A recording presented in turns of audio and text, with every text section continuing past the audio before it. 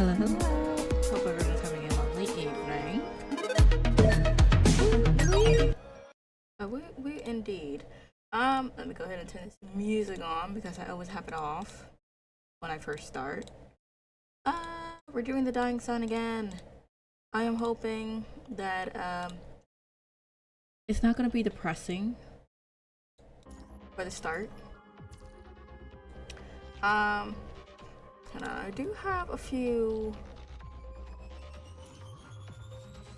black cards, so let's go after him again. Just before we start, because who knows, maybe we get lucky. If this wants to fully load, that'll be great. Okay, so we technically just have 2 summons. Hem. That's fine. I doubt we're gonna get him early, but you know, it's a hope and a dream. It's a hope and a dream. What's the freeze? Please.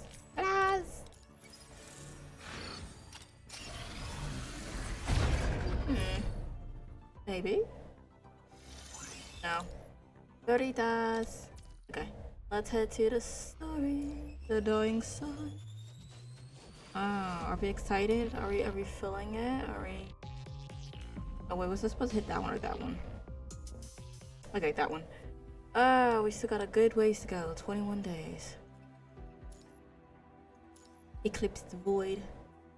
ER 15. At this point, it's going to send us to the ER. Is at night. Before long, the 2 boys found themselves standing at the entrance to the arsenal. I'll go first. Once I confirm it's clear, you come in. Huh? Why can't I scout ahead? A muscle in Azel's jaw jumped. It took him considerable effort not to reach out and cuff Kamui upside the head. Like hit him or like anime style. Because every single time you step foot in the arsenal, you start making weird noises for no reason. You're sneaking this time. I don't have time to help you stress test the alarm system, got it? If you go in first, the second your restless feet cross that threshold, all I'm gonna be thinking about is how to make a quick getaway. Understood? Kamui offered a sheepish smile and an obedient nod. Azael, however, was not fooled. He'd seen that look 1,000 times since Kamui was small. The performance of remorse, the promise of reform, followed immediately by the same mischief undeterred. Now wasn't the time to worry about this, Azael told himself. Keep an eye on the entrance. If anything happens, come in and tell me immediately. Wait, Azael. I think there's something. No time. Whatever it is, tell me later. Just watch the entrance while I go in. What? 3, 2, 1, I'm going in. If you shout, we are going to know. But okay, go ham, I guess. Flick. Just seconds after Azael entered, the switch flipped. The dark swallowed Azael no more. Lead exploded into the space and he recoiled, arm rising instinctively to guard his unprepared eyes. Wait, were they waiting for him? The lights are on? Did we get caught? Azael could already picture it. Old Dal standing before them, arms crossed, waiting for an explanation. At least Kamui was still outside. The boy hadn't followed. He could still salvage this. It was my idea. We didn't confirm if there's anyone inside the store. Not in the store. The arsenal thing. I told Kamui I needed a replacement weapon. I made him break in here with me. Whatever punishment, put it on me. I'm not gonna run from it. His words hung in the air, met by nothing but an awkward echoing silence. Azael? Kamui's hands came up to rub his cheeks sheepishly as he met Azael's unwavering gaze in the silence of the arsenal. With no one else around, the weight of being alone together settled between them. Though there was a glow-in-the-dark sticky note by the light switch, it said, all alarms have been disabled. Remember to turn the light on the lights. So he just turned on the lights, and Azael, convinced that Aldal had caught them red-handed, blurted out all that embarrassing confession. Why didn't you tell me earlier? I tried, but you said, whatever it is, tell me later. Azael would have given anything to rewind time, just for a moment to slap a hand over his own foolish mouth and silence himself before the words could slip out. Come here and get your weapon fixed. Yes, sir, on it. Coming to impress Azael with more questions. The subtle yet evident as display of concern was more than enough to lift his spirits. He's a sweetheart. The two boys made their way to the training ground where Kamui's broken greatsword had been left, still embedded in the earth. Or so they thought. As they approached, the empty crack in the ground greeted them instead. The shattered blade was gone. In its place, propped neatly against the wall, stood 2 gleaming new greatswords. Whoa, this is even better than my old one. And they tweaked the details too. Azel noticed a sticky note attached to the sword handle and pulled it off. Don't forget to thank Mom for this. The phrasing was unmistakably Eurydice. Looks like Mom and Dad knew exactly what we were up to. They've already got us set for the trial.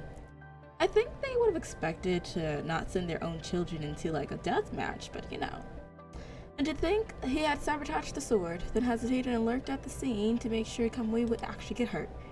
But seeing through Odal's and Eurydice's eyes, it was nothing more than a child's clumsy attempt. They had everything under control from the start. Kamui had never been in any real danger. Well, yeah, we're family. We all know what each other's thinking. Kamui's optimism remained undented, but his words landed differently on Azel, nudging his mind down a darker path. Know what they're thinking. That's exactly why I've been upset. You're talking about that thing you mentioned at the training ground today, right? You know about it too? You've brought it up a ton. Of course I remember. Plus, I could tell Mom and Dad have been getting ready for something lately. This trial to the restricted area's gotta be connected, yeah? Even you noticed, and they still won't level with us. Hey, don't be like that. The way Mom was talking today, things might change once we're back from the trial. I have hideouts. If nothing changes, we'll corner them together. Thank you for the likes, Arena. And if they still won't talk, we'll dig it up ourselves. Whatever happens, just don't lose hope. As long as we stick together, we can handle anything. You really haven't changed at all. Standing next to you makes me feel like a coward. Seeing you like this, it's not too bad. I'm sorry, Kamui, for everything I've done before. Azel fell silent. The apology had cost him. That much was clear. Whatever turmoil still churned inside him, this was as far as he could go for the moment. It's cool, really. We're family, right? We'll get through it. Even the closest people clash sometimes. What matters is talking it out. Besides, I've got total faith in myself. I believe we make our own destiny. Won everyone over with my actions, so they don't have a choice but to be impressed. Leave this trial to me. I'll protect you. I'll take care of you. Promise. Aw, these are so precious. Kamui puffed out his chest, gave it a confident thump, promising Azel he could handle everything. The thump, alas, was a bit too confident. Air caught in his throat, and his grand declaration dissolved into a fit of coughing. You idiot! As I rushed over and began thumping Kamui's back, coaxing air back into his lungs. The poor boy's face was flushed, his breath fragged, but through the coughing fit, he still managed to lift his gaze and offer Azel a smile. Hello, Kamui. He truly was a hopeless fool, Azel thought. Kamui, you really are...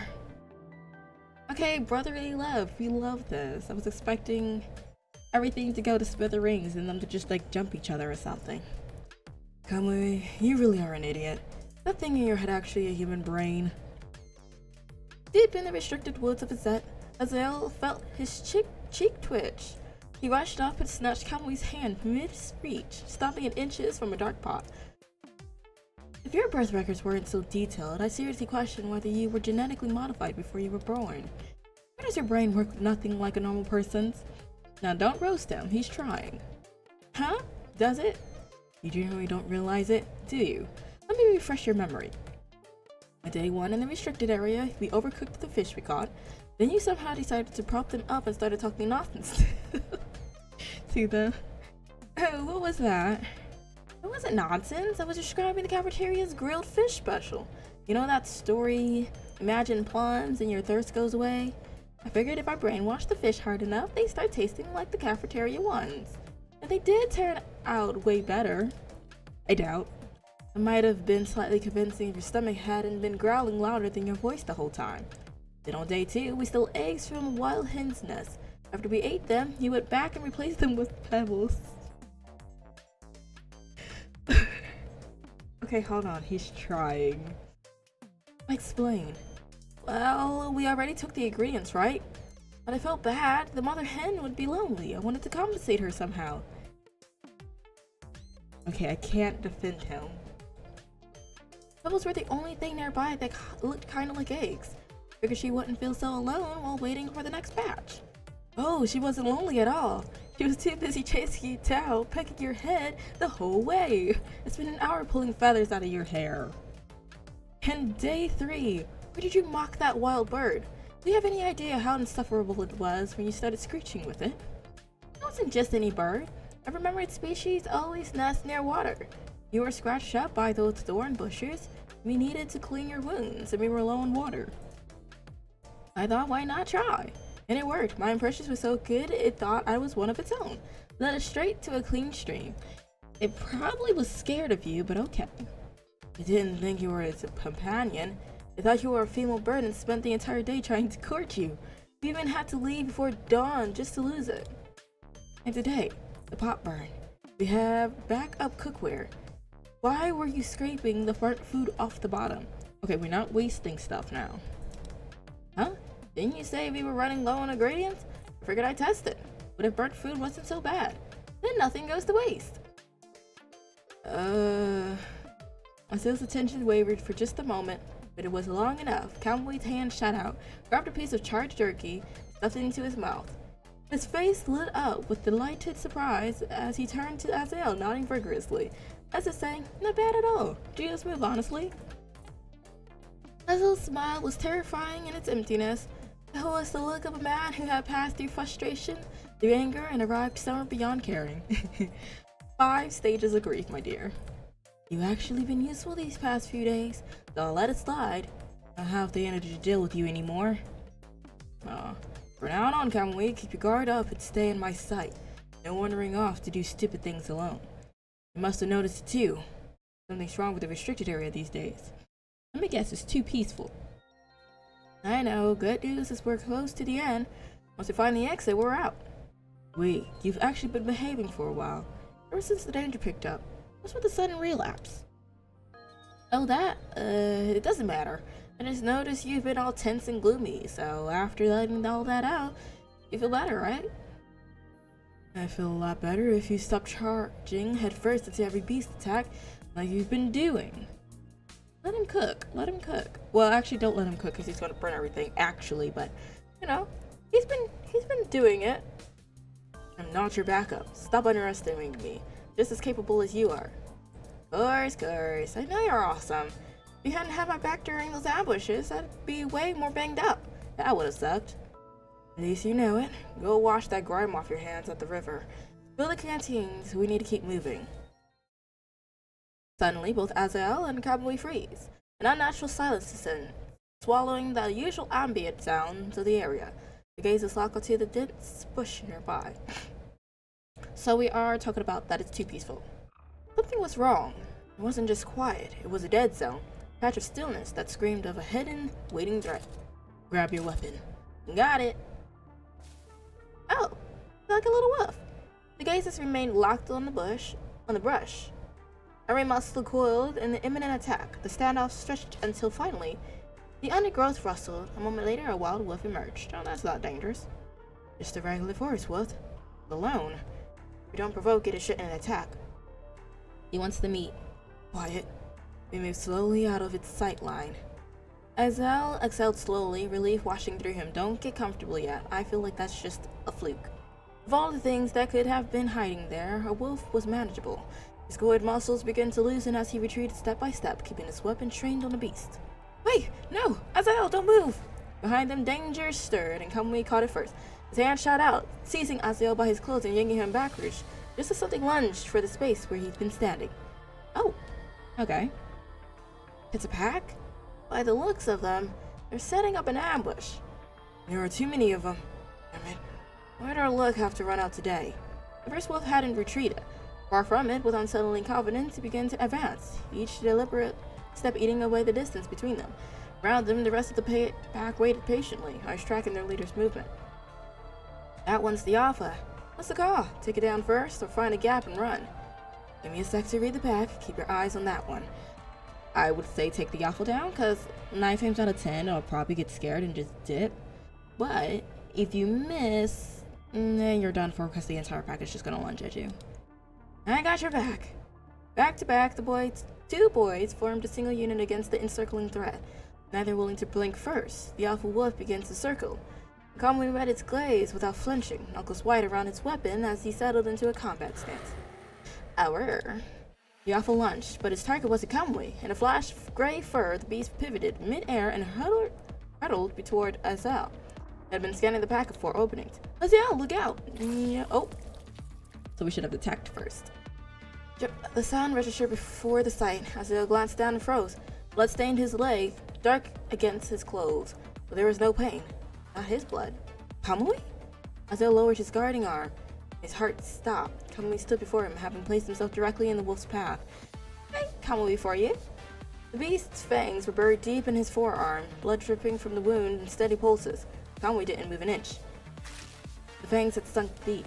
Another millimeter and they'd scrape bone. Agony laced through Kamui's nerve like fire, but he didn't yield. He held the beast at bay with his pinned arm, buying precious seconds. I don't figure out how he became a construct then. The wolf, frustrated by its failed strike, reared back and slashed with its claws. Kamui raised his great sword just in time, the impact shuddering through his wounded arm. He seized the moment and hurled the beast away. The wolf crashed to the earth with a heavy thud. It rose immediately, undeterred, jaws dripping crimson with Kamui's blood. You bastard! Kamui, get back! I'll kill it! Why did you procrastinate? Rage ignited in Azael's chest. Without a second thought, he charged toward the alpha blade ready. Against a single wolf, either of them would hold the advantage.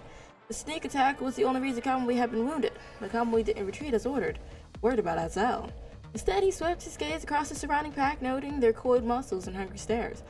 And tightened his grip on his greatsword, he wouldn't leave Azael to face this alone. Come on, then. You want another sneak attack? Try it. Why are we yelling at the wolves? See if I let you touch him. Several wolves broke from the pack to test Kamui.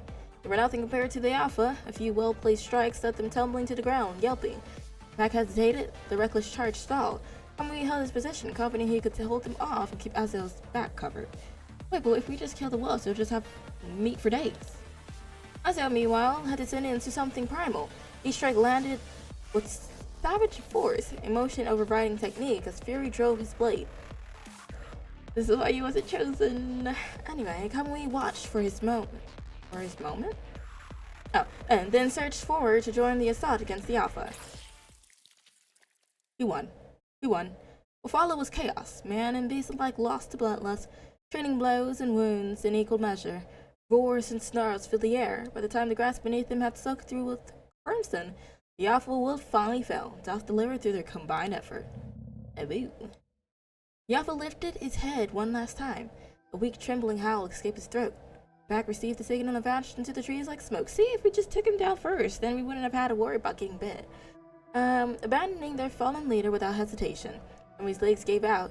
He hit the ground hard, chest heaving, knowing the danger had passed for now. Azael, you. Ow! Only when the adrenaline faded did the pain arrive, the searing white-hot fire consuming his arm. Kamui drove his great sword into the ground with his good hand, using it as a crutch to stay upright. Then carefully he turned his attention to the mangled limb. Don't move! Azael's voice cut through the air. Sharp with panic, he closed the distance in seconds, eyes locking onto Kamui's wounded arm. The moment he saw the mangled flesh, he dropped his weapon and began tearing through his pack for medicine. This time, Kamui didn't cry out.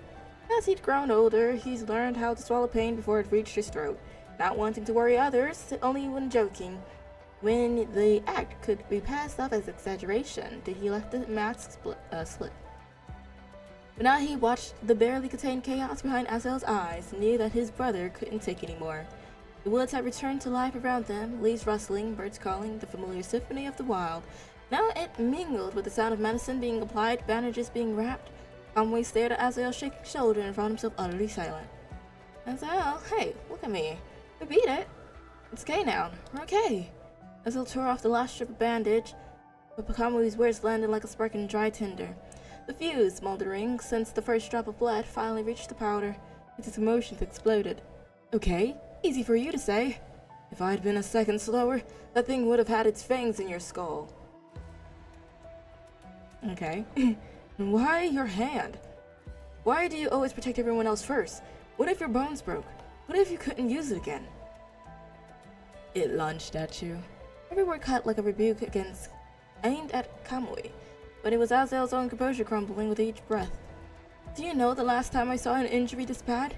Those soldiers carried back from a high-risk mission didn't make it through the night. What was I supposed to do if something happened to you? I'm the one who dragged you into this trial. Could I ever face everyone if you... How could I ever face myself? Face you?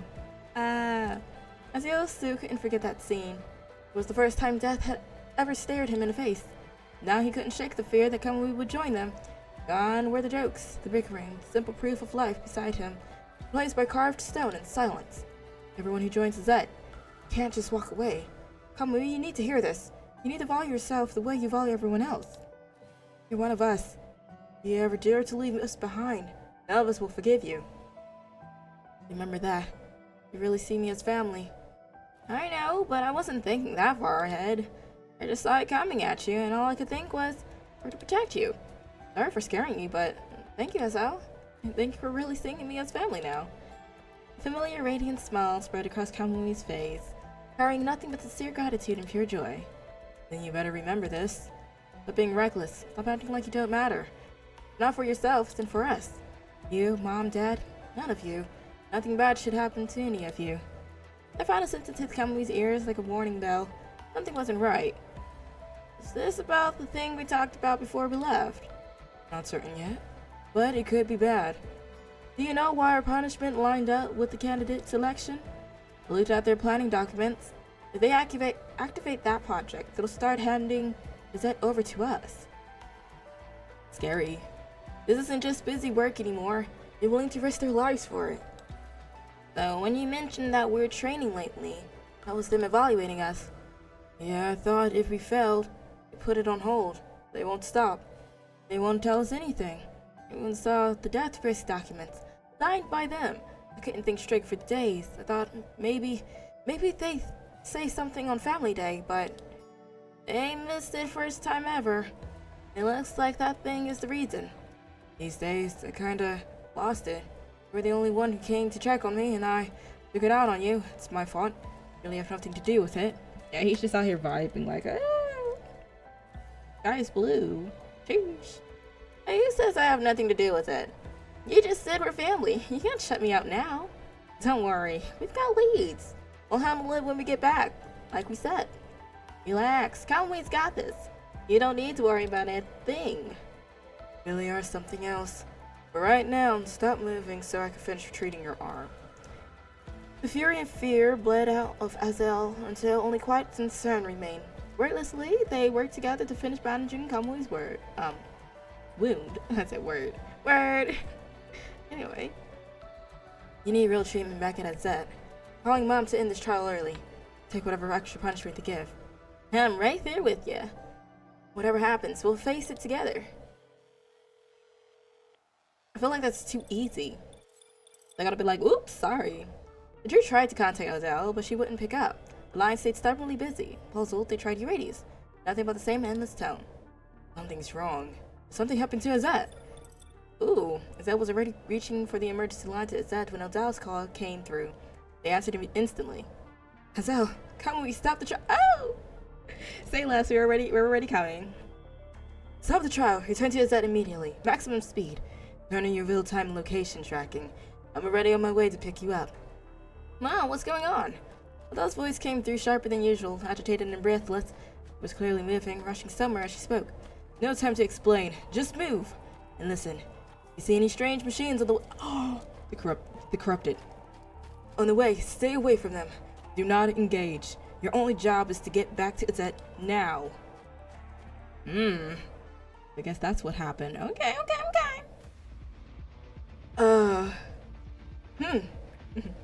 This isn't looking too good. Azel, look at this. Halfway back, the urgency behind Odell's recall revealed itself. Remote outposts had barred their entrances. Inhabitants huddled inside, terrified of threats that lurked in every shadow. Some cities had already been reduced to chaotic ruins, fallen not to any army, but to something far more inexplicable. They found no survivors, barely any signs of life at all. Today, they infiltrated one such place, searching for supplies. Kamui discovered the scene first. The tech was fresh, Bodies lay scattered across the crowd, impaled by strange metallic machines.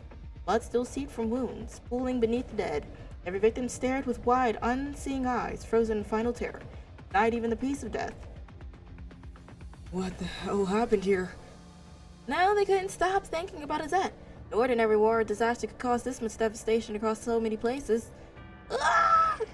Oh no! Suddenly a war split the air. Kamui and Azel rushed toward it. In an open clearing, a black-haired boy charged forward, metal pipe clutching in trembling hands. That's not gonna do anything.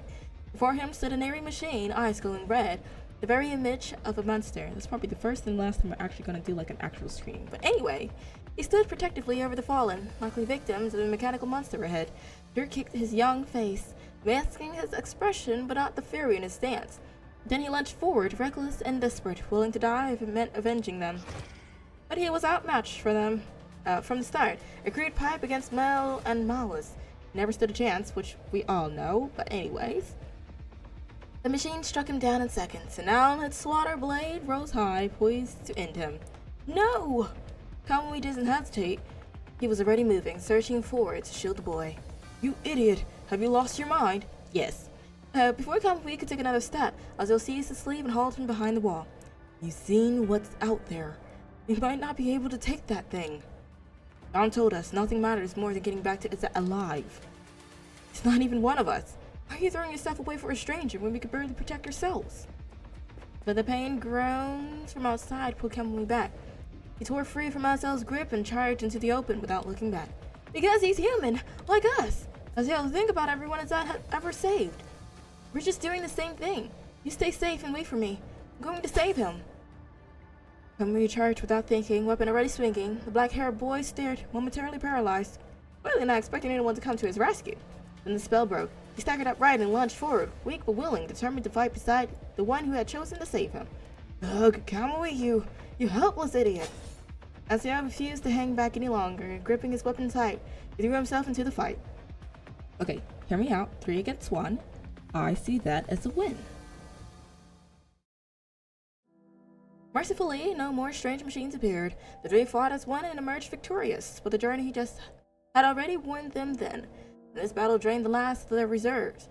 Kamui and Azel sank to the ground, too exhausted to remain standing. Thanks. The black-haired boy brought water, helping them recover. Turned to each of them, offering thanks.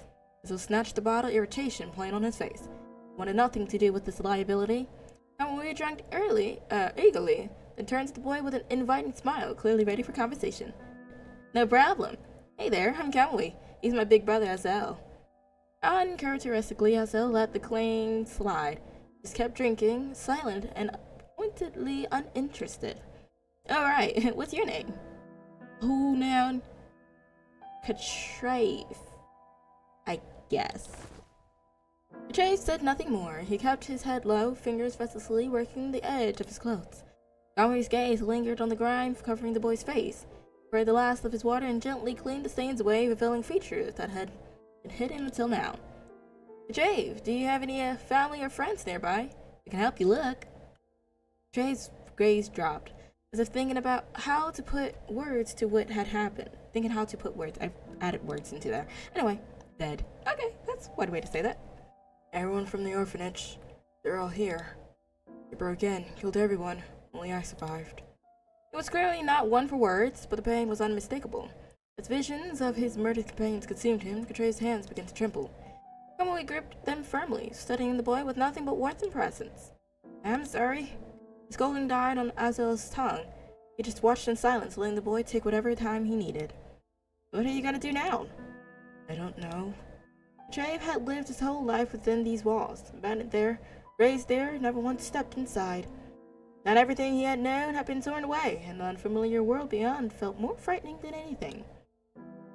Then, how about coming home with us? To a place called Azette. We'll keep you safe. Probably. From now on, we'll be your family. Kamui? Azel shifted restlessly, clearly itching to cut Kamui off before he could say another word. Azel, this is Azette's core principle. You know it too. Anyone without a home.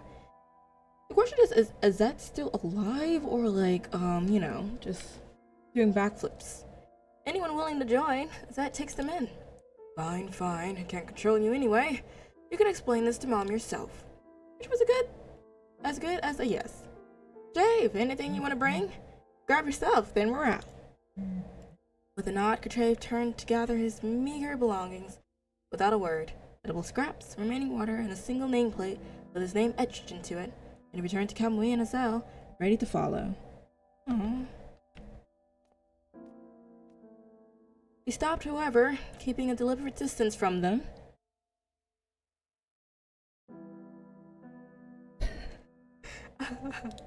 My bad. Katrave's gaze first fell on Kamui. Yeah. Then finally, he seemed to decide. He walked up to Azel and reached for the hem of his clothes. Let's go, Kamui. Ah? An awkward, suffocating silence settled among them.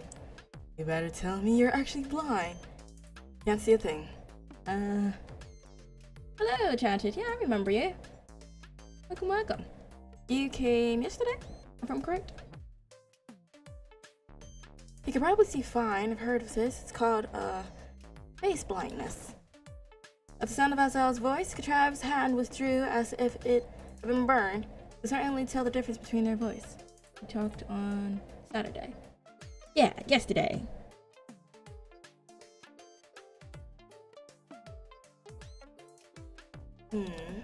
Clearly, the boy could see that he must be responding to Kamui. And somehow, Azel still felt deliberately provoked by the quiet brat. Kamui, take the stupid stray you picked up and drag him back to your side, right now. You told me that you can give me the feedback on Instagram. I tried searching for you, but all I seen was like, I guess you could say, call it like little gift basket things. I couldn't find you, like nothing was art related. Everything was like mini stores. So I'm not too sure exactly if I typed it in wrong or something, but I couldn't find you. So I just figured if you did decide to pop back in, I'd try again. But yeah, everything was like mini stores or like gift baskets in a sense, or stone stores. I didn't see anything that was art related, so I just kind of put that on the back burner, or just like someone's random profile. So they didn't have anything, it was locked. Come on, no need to get worked up. Just think of it as quality bonding time. Am I right, my dear big bro? Tell me that again and I'll beat you too. Oh! The quiet they'd fought didn't last long. I mean, they're hooping and hollering. From all around, eerie mechanical sounds emerged again. Somehow more machines had found them, and there were many. If you can share me some ideas of your... that's better for me to understand. If you can share me some ideas of your... that's better for me. I'm be honest, I do not understand that sentence. You want... I will share you some character. I'm confused. I'm sorry. I am very lost. Damn it. They just keep coming. Weapons raised, prepared to fight once more. Their exhausted bodies screamed in protest. We'll have been take them down fast. I'll count to 3. No, let's not split up. We move together. 3, 2, 1. Go! Oh, okay. Before they could reach their targets, the machines began to fall. Not from their attacks, as they hadn't landed a single blow yet. Oh, mama, oh dear. Here in my way. Back off. That familiar voice flooded them with relief. Kamui and Azel pulled Katrave to safety, then threw themselves back into the fight without hesitation. Sheesh!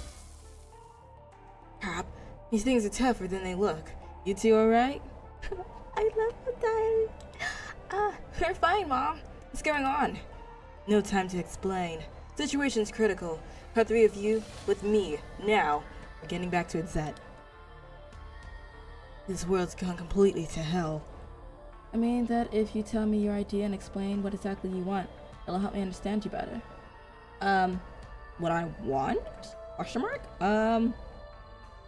There's not much that I want? What am I wanting? I'm lost. What am I wanting? Is that the... Oh. No, not the van.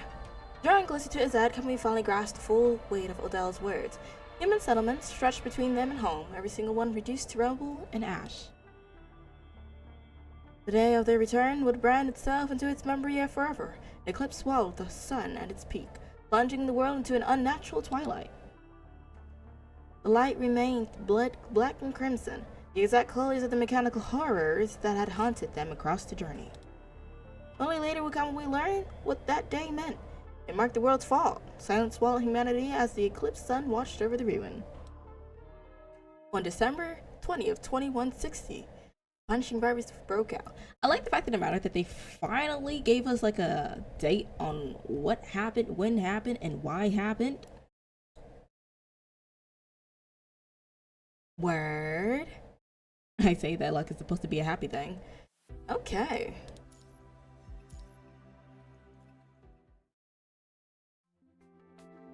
And we're at the training grounds. Oh, miscellaneous dude. Hello.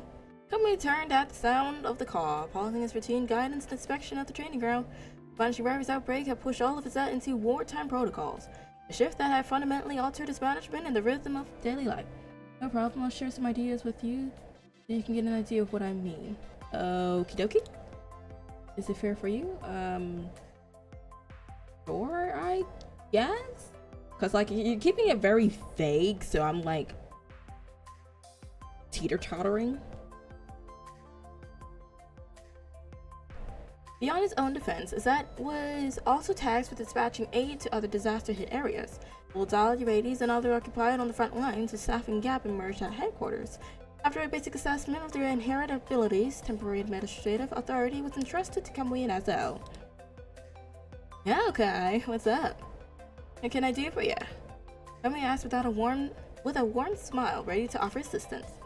Oh, you actually remember my name. Yeah, it's Kamui. A little better than me. Of course I do. And your little brother joined last month, right? I gotcha. Let's see. Yeah, you guys are still waiting on your assignments, right? Ooh. Yeah. I've been so many people coming and going lately with all the refugees. Totally thought you'd be way too busy to remember something like that. Kai scratched his head sheepishly. He'd been so sure everyone at the Zed would be too busy to remember trivial details like him. He'd even rehearsed his introduction. Kamui's warmth had rendered all of that anxiety unnecessary. No worries. Whatever it is, just lay it on me. I'm here to help. Well, my brother and I took that combat ability assessment 3 days ago. The one that decides if we can officially join the Zed's ranks. I was just wondering if maybe you could let me know the results early? No! Enjoy the suspense. The question was barely out of his mouth before Kai regretted it. His mind was already racing frantically, preparing words for the rejection he was certain would come. It is the category correct. It should have. Oh no, did it not update correctly? It should have been PGR. Do I have to update it again? Oh dear god. It should have been Punishing Gray Ravens if it decided to actually update.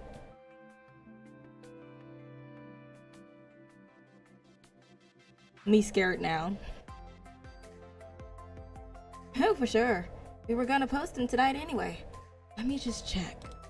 And you passed. If you want to stick with the set and become a real soldier, you're in. Now your little brother, he didn't pass. It's probably because his physique isn't quite there yet. But don't sweat it. We're gonna make sure he and all the other folks who didn't make the cut get escorted safely to a refugee shelter nearby. I mean, hey, no pressure, okay? Because that's not gonna hold you hostage or anything. You can't bear to split up from your brother. Totally free to head out with him. No hard feelings. At the news, Kai's face instantly brightened. Excitement unmistakable. I'll stay. Please. I really want to stay. Zed saved our lives. I've been looking for a way to pay it back ever since. My brother. I kind of figured. Just knowing he's got a safe place to live is all I need. I don't have anything to hold me back. There's nothing holding me back. Ooh. Aw, that's awesome. Thanks for understanding. And hey, I'm sorry it has to be this way. With all the new world government regs, our resources are super tight. You can only request supplies for official personnel right now. If someone isn't official personnel, we just can't keep them here for too long. Hands are kind of tied. Would you accept my request so I can show you some ideas?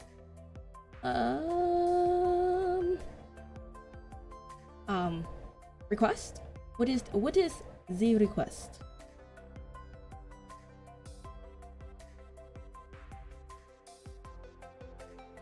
Hey, I need a little more to go off of, if that makes on Instagram.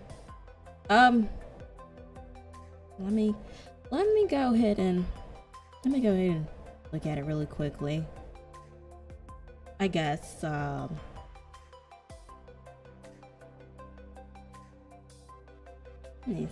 me see. Oh, do I even have it on this one? Oh yeah, I do. Let me see. And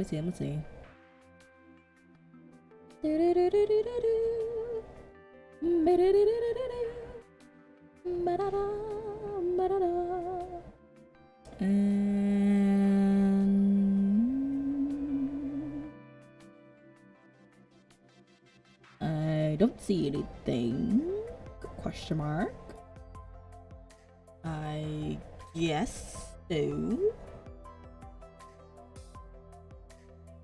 No, don't apologize. We're the ones who should be thanking you. Everyone gets it. You guys have already done way more for us than you had to. Hey, I see the training ground's still open. Think I could head over now? I want to start getting stronger ASAP. Even if I can help out just one day sooner, that'd be awesome. You got it. One sec. I'll grab you some proper training gear. Don't want you getting hurt on your first day. Look at Kamui. Kamui dashed to the locker room and was back in an instant, pressing a spare set of his own training clothes into Kai's hands. Yeah, this should be about right. Look at that, perfect fit. Here you go. Welcome to his set, Kai. And today, we're all family. We're all family in the club. Let me stop. Thank you, I promise. I won't let you down. With that, Kamui handed Kai off to a nearby soldier for orientation. He picked up his clipboard, a cheerful hum escaping his lips as he resumed his notes, generally happy that Azette had welcomed another member to their family. Oh my gosh, why do they all have hair on their face? Is this new Kamui story? Yeah, it's the event one that just came out when he got his new frame. I figured since I started it last week, I might as well finish it off, and then we're gonna go ahead and get back to the actual chronological story, because I skipped what 20 chapters, 30 chapters or something. But like I just had to see, because I'm nosy, what they had in store. So don't roast me. A voice cut through Kamui's cheerful humming.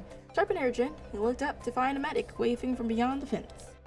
With hair like that, where is the superior? Right? Blind as a bat. Everyone's hair is just over their face. Like, then they're like, how did we get cut down?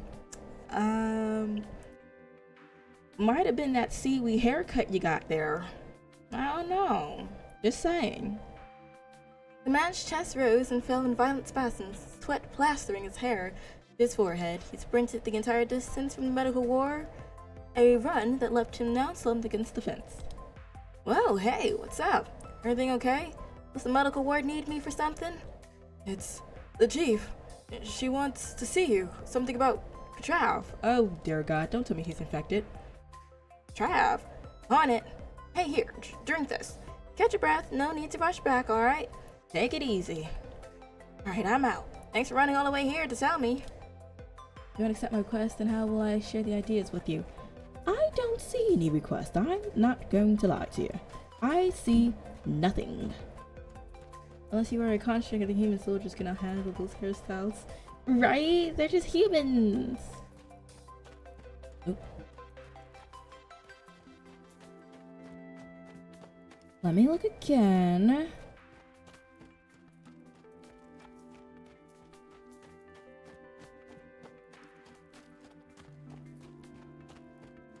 I look enchanted. I didn't see anything. Let's see here.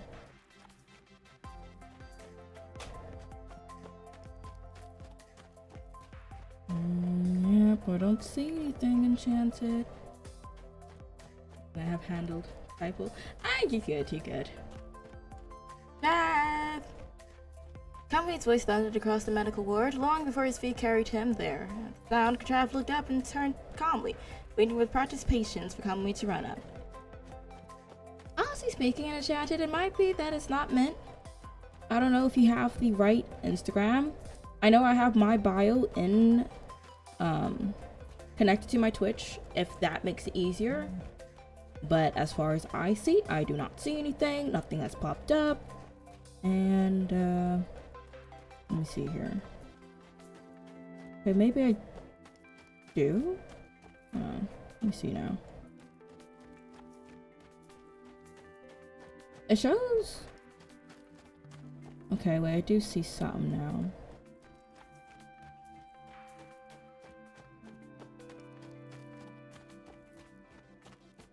Okay.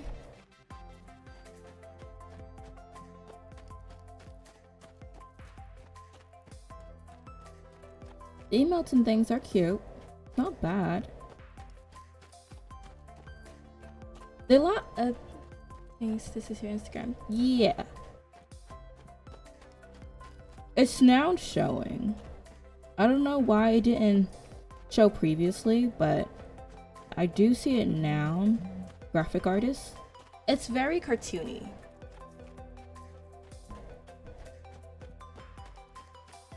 I don't know. Kamui's voice thundered across the medical ward long before his feet carried him there. I think he really likes you. The sound, Katrav looked up and turned calmly, waiting with practiced patience for Kamui to run up. Kamui, are you okay? Did you get hurt? Kamui's hands were on Katrav before he could speak more, turning him roughly this way and that. Head fine, face fine, arms, legs, all fine. By the time Kamui finished, Katrav's black curls stood at attention. I even have a 3D character too. Do you want me to show you? I'm be honest, they aren't bad, but it's not the style that I'm really going for like my Twitch, if that makes sense. Honestly speaking, Kamui, if he was injured, he would be even more injured at this point. Because I could just imagine him just kind of like yoink, yoink, yoink. By the time Kamui finished, Katrav's black curls stood at attention, like they survived a hurricane. Only when satisfied did Kamui finally exhale, the tension draining from his shoulders. Yeah, you can share ideas with me, there's no problem.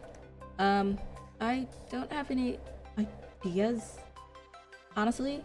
Because I can actually, since I do art myself, I'm gonna kind of keep it to where I decide to go ahead and doodle and stuff. So it's more efficient my way, if that makes sense. Theirs is like very cartoonist like, and it's not what I'm going for. Thank you though. You're in one piece, so what's the deal? I feel like she is always popping up everywhere at this point. Oh, Kamui, there you are. You can take Katrav back with you today. You won't be assisting in the medical ward anymore. Aunt Winnie. Oh, it's Auntie. Yeah, so cute. Don't send me away. I can work hard. I can help. I'll be good. Oh, honey. No, that's not what I meant at all. Calm down, let me explain. Oh, snap. My God, are you good? Hey, Doc. Don't kick the kid out. He's been amazing. Changing bandages, cleaning wounds, checking on us day and night. He's got a heart of gold. Can you just keep him here? Sure, the look on his face is kind of terrifying. Scared me half to death when I first got here, but he does good work. I can smile. Kamui taught me. Watch. Oh. Kid, please, I'm begging you. Maybe don't do that. It was a good try. He was trying to lighten the mood. A smile crumbled from Katrav's face. He drifted toward Kamui on heavy feet, came to rest against him. Head bowed on that broad shoulder, processing the emotional whiplash in silence. You, back in bed, you're not helping. That's not it at all, Katrav. We're not sending you away because you did something wrong. Look, Vinny handed a report to Kamui as she spoke. Ever since Katrav was assigned here, he's worked himself to the bone helping out. We're so grateful for that, really, but this isn't where he belongs. I just finished his combat ability assessment. Exceptional. Top marks in every category. A talent like this doesn't come around often. Keeping him in the medical ward would be holding him back. The question is, where does he want to be? Does he want to be traumatized on the field, or does he want to help the folks out? Because let's say the medical field gets overrun. Oh, thank you for the 1,000 likes, by the way. If the medical field gets overrun, hear me out, then he can kind of whoop-de-swoop, slide himself in, and protect the folks in the medical ward. Are we thinking? Take him for training. The front lines need strong fighters from right now. He could be one of the best. If you ever need anything in the future, or if I'm another character, then I'll definitely share it with you. Okie dokie, sure. But let's go ahead and try to keep it in Instagram and not on Twitch, because I like to go ahead and keep Twitch only related on the things that we are playing. Just a heads up. I know you're a first time chatter, so I'm not gonna like ban you, but it's just a thing to think about in the future. Okay? Okay. I can fight. Trust us, Katrav, and trust yourself. You're stronger than you know. Grinder too. You've got this. Alright, got it. But just to be safe, I should run a few basic tests on him first, then assign him.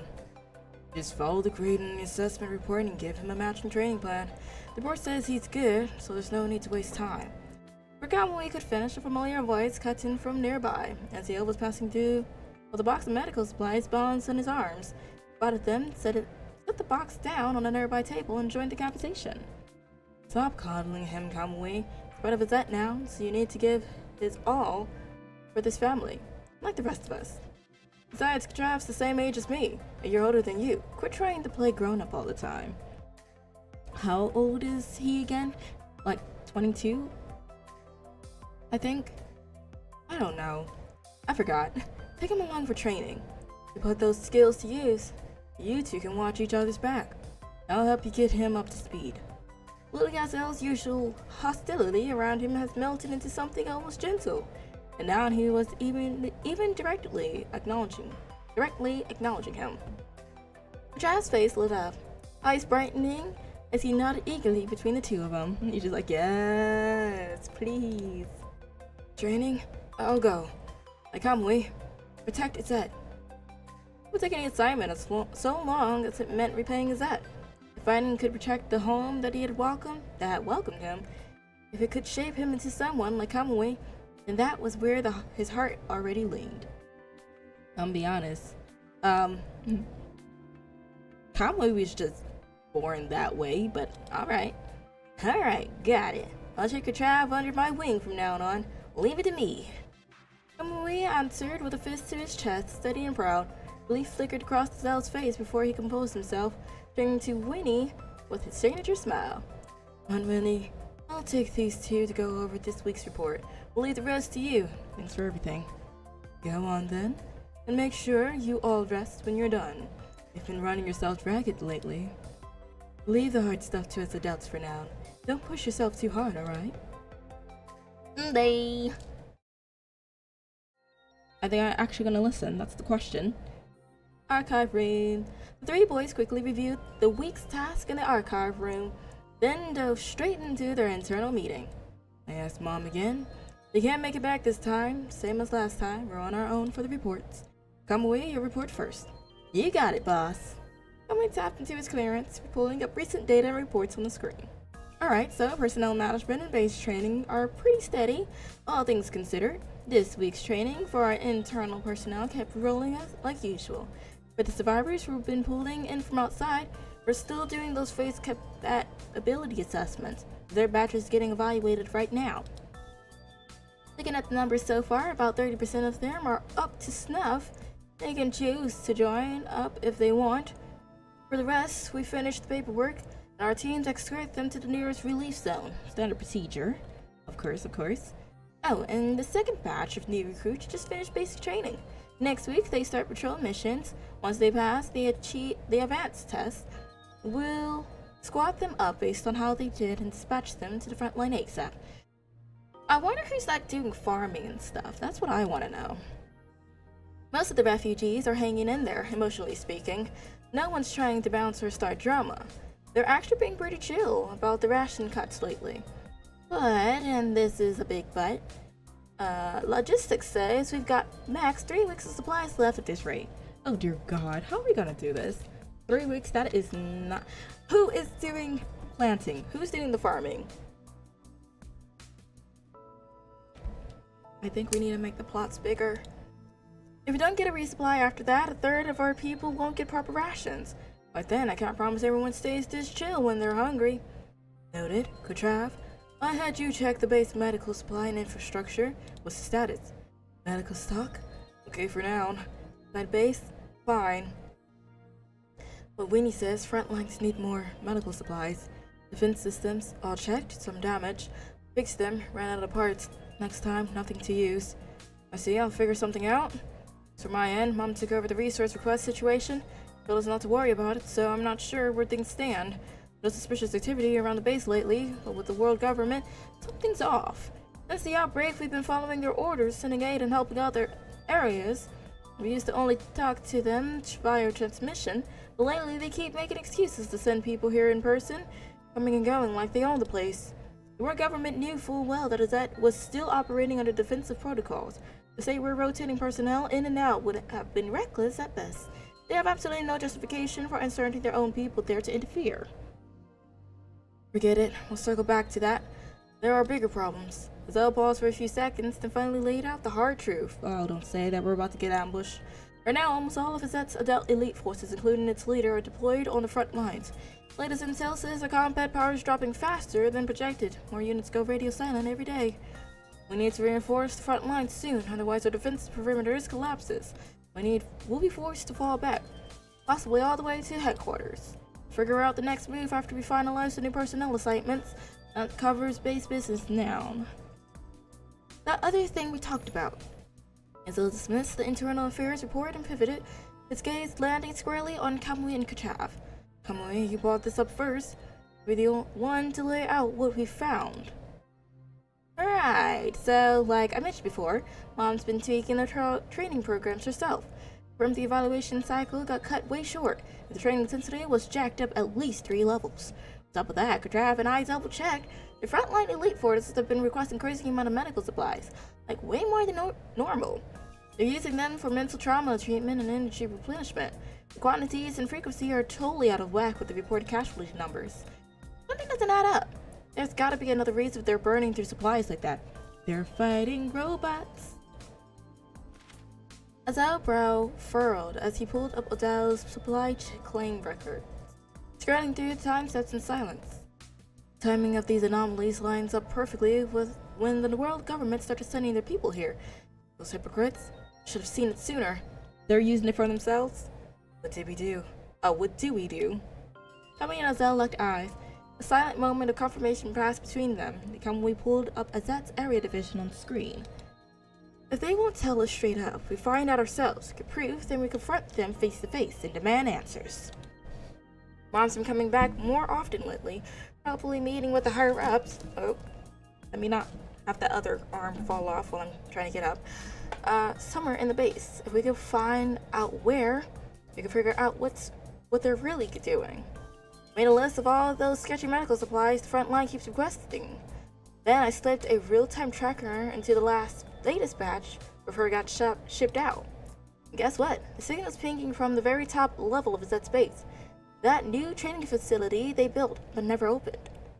Are they trying to like hog all the medical supplies or like supplies period? So that they don't have any supplies to go off of? Like, what is going on here? I'm confused.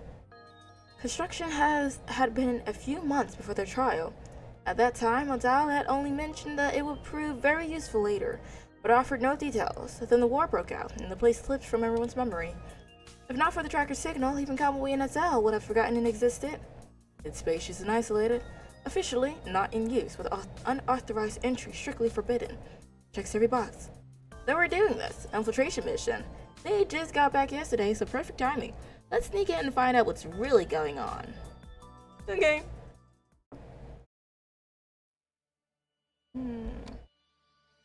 There was no time to delay. They would execute the plan that night, and to their surprise, the infiltration unfolded with almost impossible ease. Something's gonna go wrong. Something's off. We've barely seen any guards, and normally, even at night, someone's always pinging us for something. And total silence lit today. Zell, doesn't this feel like the other time? You think Mom and Dad are... If they are, then at least it means they're ready to be straight with us. Either way, we're too deep to turn back now. I'll take point, you cover the rear. Keep an eye out. Eye on Catrav. The lights aren't on in here. You know, his night vision's bad. They'll let him walk into a wall. All you hear is, alright guys, you go left, I go right. Boom. There seems to be a wall. Alright. The three boys reached the entrance of the new training facility mid-conversation. That's when they noticed the side door, slightly ajar, as if someone wanted them to enter. Oh, they expecting them. Azrael's hand went out first, pressing gently. The door gave without resistance. Kamui's gaze swept the perimeter, making sure no eyes were on them. He signaled and they filtered through the gap, continuing forward with quiet footsteps. As they ventured deeper, they noticed some of the lighting equipment inside the new training facility had already been turned on. Bathed in the central glow, the full scope of the space revealed itself. It was far more expansive than any standard training ground. The vertical space, in particular, caught their attention. It towered to heights completely unnecessary for human combat training. Instead, it resembled Azet's weapon testing ground more than anything else. Whoa, what is this place? What did they even build this for? No idea, but you have to be an idiot not to connect the dots with the government's creeps snooping around. Oh? Adele? I'm ready to call her Adele, but anyway. That's Mom, over there. Getting electromagnetic shocks? The gaze shifted to the edge of the training ground, where a makeshift laboratory had been cobbled together from basic materials. The agonized screams were coming from inside. Azrael surged forward first, and Kamui and Catrav closed on his heels. What the hell? What is this? The world may never know. Woo! Stealth, my dears. Stealth. Bursting into the lab, they were confronted by a towering pane of isolation glass. Beyond it, Adele was trapped, half kneeling in agony, clutching her weapon to stay upright, teeth gritting as she fought to remain conscious. On the side of the glass, near where the three boys stood, Reyes was positioned before an unfamiliar machine. He had already noticed the commotion behind him, but offered only a quick glance over his shoulder before turning back, face a mask of restrained pain. Oh, he hates to see his wife in pain. He maintained a facade of calm, as if nothing unusual were happening, and continued watching Adele through the glass, but his trembling voice betrayed him completely, laying bare to his true emotions. We've reached the maximum threshold for the last training session. He spoke into the microphone, his voice carried through the speakers to Adele on the other side. Crank it higher. No, let's maybe not do that. What are we training for? Because this is giving shock therapy, but like we don't need therapy for getting electrocuted. He raised his hand tightened visibly around the microphone cord. He hesitated, but only for a brief moment, then swallowed hard. He followed Adele's request and increased the machine's settings. More agonizing screams erupted, the sound tearing through the lab like shattered glass, ripping out everyone's hearts. Eurydice couldn't bear to watch anymore. He gritted his teeth and lowered his gaze, unable to witness her suffering a second longer. This is nothing, just a simulation. And I'm ready. Eurydice? Or? Don't you dare go easy on me. Okay, so I'm just gonna exit left. No, stop! Don't turn it up, Dad. What are you doing? You can't, she's already... Kamui lunged forward first, his hand reaching for the switch, desperate to shut the machine down. The end Odell is suffering. Don't touch that! Eurydice had never raised his voice to Kamui before. He saw the shock on the boy's face and felt it echo in his own chest. He understood the pain because he shared it, but understanding changed nothing. The process held. Kamui, Azrael, Catrav, none of you touch this machine. Look at what your mother is doing. I don't know what she's doing. What we are doing, we don't know. This is the mission you will have to carry out one day, too. Bootleg shock therapy? No thank you. The torture felt like a localized eternity. Unable to bear his mother's cries, Azel retreated to a corner, hands clamped tight over his ears, body folded in on itself as if he could make himself small enough to escape the sound. Kamui, however, moved closer to the glass, determined to commit every moment of Odell's struggle to memory. Okay. Kechav walked to Kamui's side and placed a hand on his shoulder, offering what comfort he could, but his own gaze remained fixed downward. Precious boys. Odell and Eurydice had taken him in as their adopted son. In this moment, he too lacked the courage to face her suffering directly. What are we doing? Odell? Finally, the expected threshold was reached. Eurydice didn't wait a single second. He killed the machine and rushed inside, gathering the feeble Odell into his arms and holding her as if he could shield her from every terrible thing she's just endured. The children followed, slipping through the door after him, but they kept their distance, waiting for an anxious silence. When at last Odell recovered enough to regain her senses, she didn't speak right away. Instead, she gently patted Eurydice's back, a reassurance that she was still here. Then, with a soft request for him to release her, she rose to her feet and approached the three boys. Mom, why? Why are you doing this? Kamui's tears fell freely. We can't have nothing nice around here. All his life, Odell had been strength itself, unbreakable and unmovable. Now he saw her broken, and the sight shattered something in him too. Kamui, Odell, Kechav, you're all done well. Hello, Monmon. Welcome. How you doing? Keeping his head running while I was gone, following the clues to find us here. All of it. You're exceptional. That means we can move forward now with complete confidence. Now listen to me. Remember every word I'm about to say. Keep them here in your heart for the rest of your lives. Odell's voice lacked its usual volume, but that did nothing to diminish the commanding presence she carried as Azet's leader. You've all seen it, what that devil, the punishing virus, has done to our world. Twisted it into something unrecognizable. We've given everything to protect Azet, to save everyone we could, but it's not enough. Far from enough. For the ones we love, for the ones who still need saving, that cannot sit back and wait for the end. Belle raised her arm, revealing a clear puncture mark. The blood had been drawn. Welcome to this episode of I'm Confused, where, as the story goes, I become more confused. What are we doing? That thing you've been desperate to understand?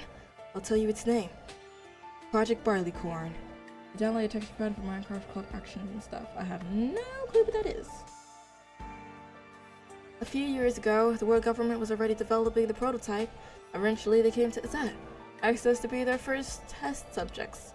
The genetic enhancement experiment. They inject you with something called the Corona gene. They transform you, rewrites your genetic code, and enhance everything. At first, everything went normally, but then the punishing virus outbreaks changed everything. We discovered something. The blood of test subjects contains a substance. You have slight immunity against the punishing virus. Still working to strengthen it, but it's real hope for humanity. With this discovery, the world government wanted to push Project Barleycorn forward. We could project the genetic transformation. That substance could become even stronger. And those who succeed, they'll undergo construct surgery. So that's what happened. Okay. They undergo construct surgery after, and that will multiply their power exponentially. We named the successful ones Golden Sun, the substance itself Solar Essence. That's when it's at. It followed since the very beginning, the powerful, warming sun. This is the path we're fighting for. This is humanity's counterattack, or hope against extinction. And the price, Mom? Probably interrupted Odell's explanation, which he should. He talked about power, hope, and heroes. You didn't explain what you were going through just now. This project, it comes with a price, a painful one. That's why you kept us in the dark all this time, right? Every decision comes with a price. Project Barleycorn has no precedent. As pioneers, we carry every unknown risk and every possibility. The genetic metamorphosis causes indescribable agony. And to become warriors strong enough to fight the punishing virus, you have to endure grueling training, pressure that would break most people. This is the more important matter. The thing we want you to understand, including ourselves, is that adult elite forces have volunteered for the first batch of modifications. We'll test the dangers first. Because of that, Azet's leadership cannot rest in unstable hands. Starting today, all control authority of Azet transfers to you. If the world government's reinforcements arrive, which will never happen, after that, we'll manage the base together with them. We can't explain everything now, but remember this. You are most likely Azet's true hope for success. Once we reduce the risks to that acceptable level, you will undergo this modification. This is the priority hierarchy of every Azet member going forward. If an emergency occurs, protect yourselves first. We will shield you. We will be expendable in your place.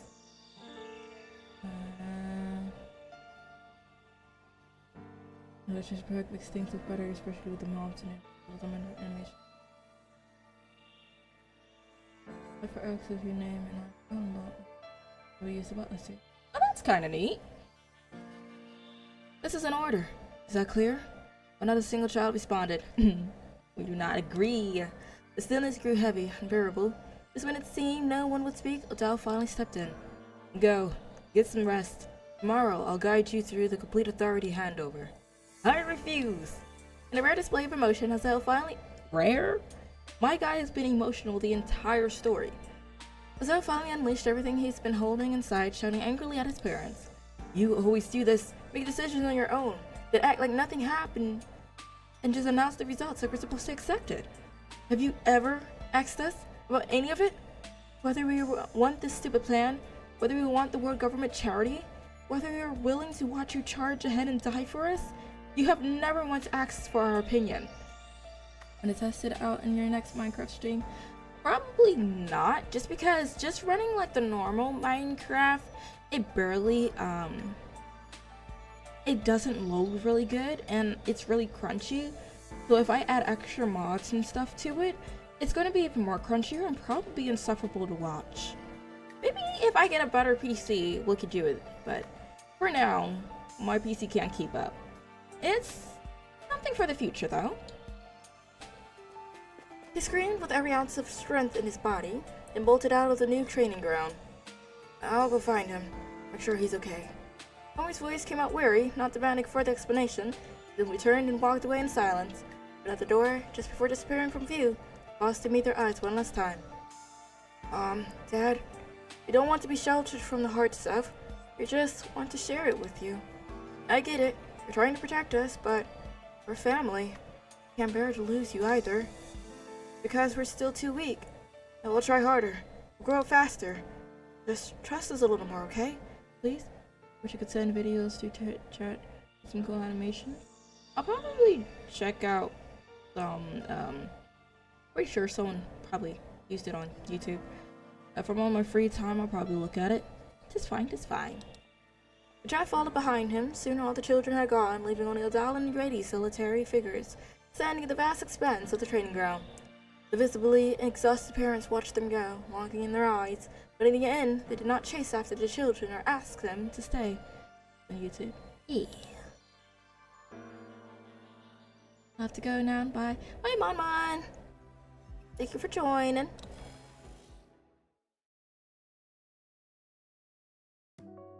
We're in the lounge. Hey, Kamui. You really think she'll come? No.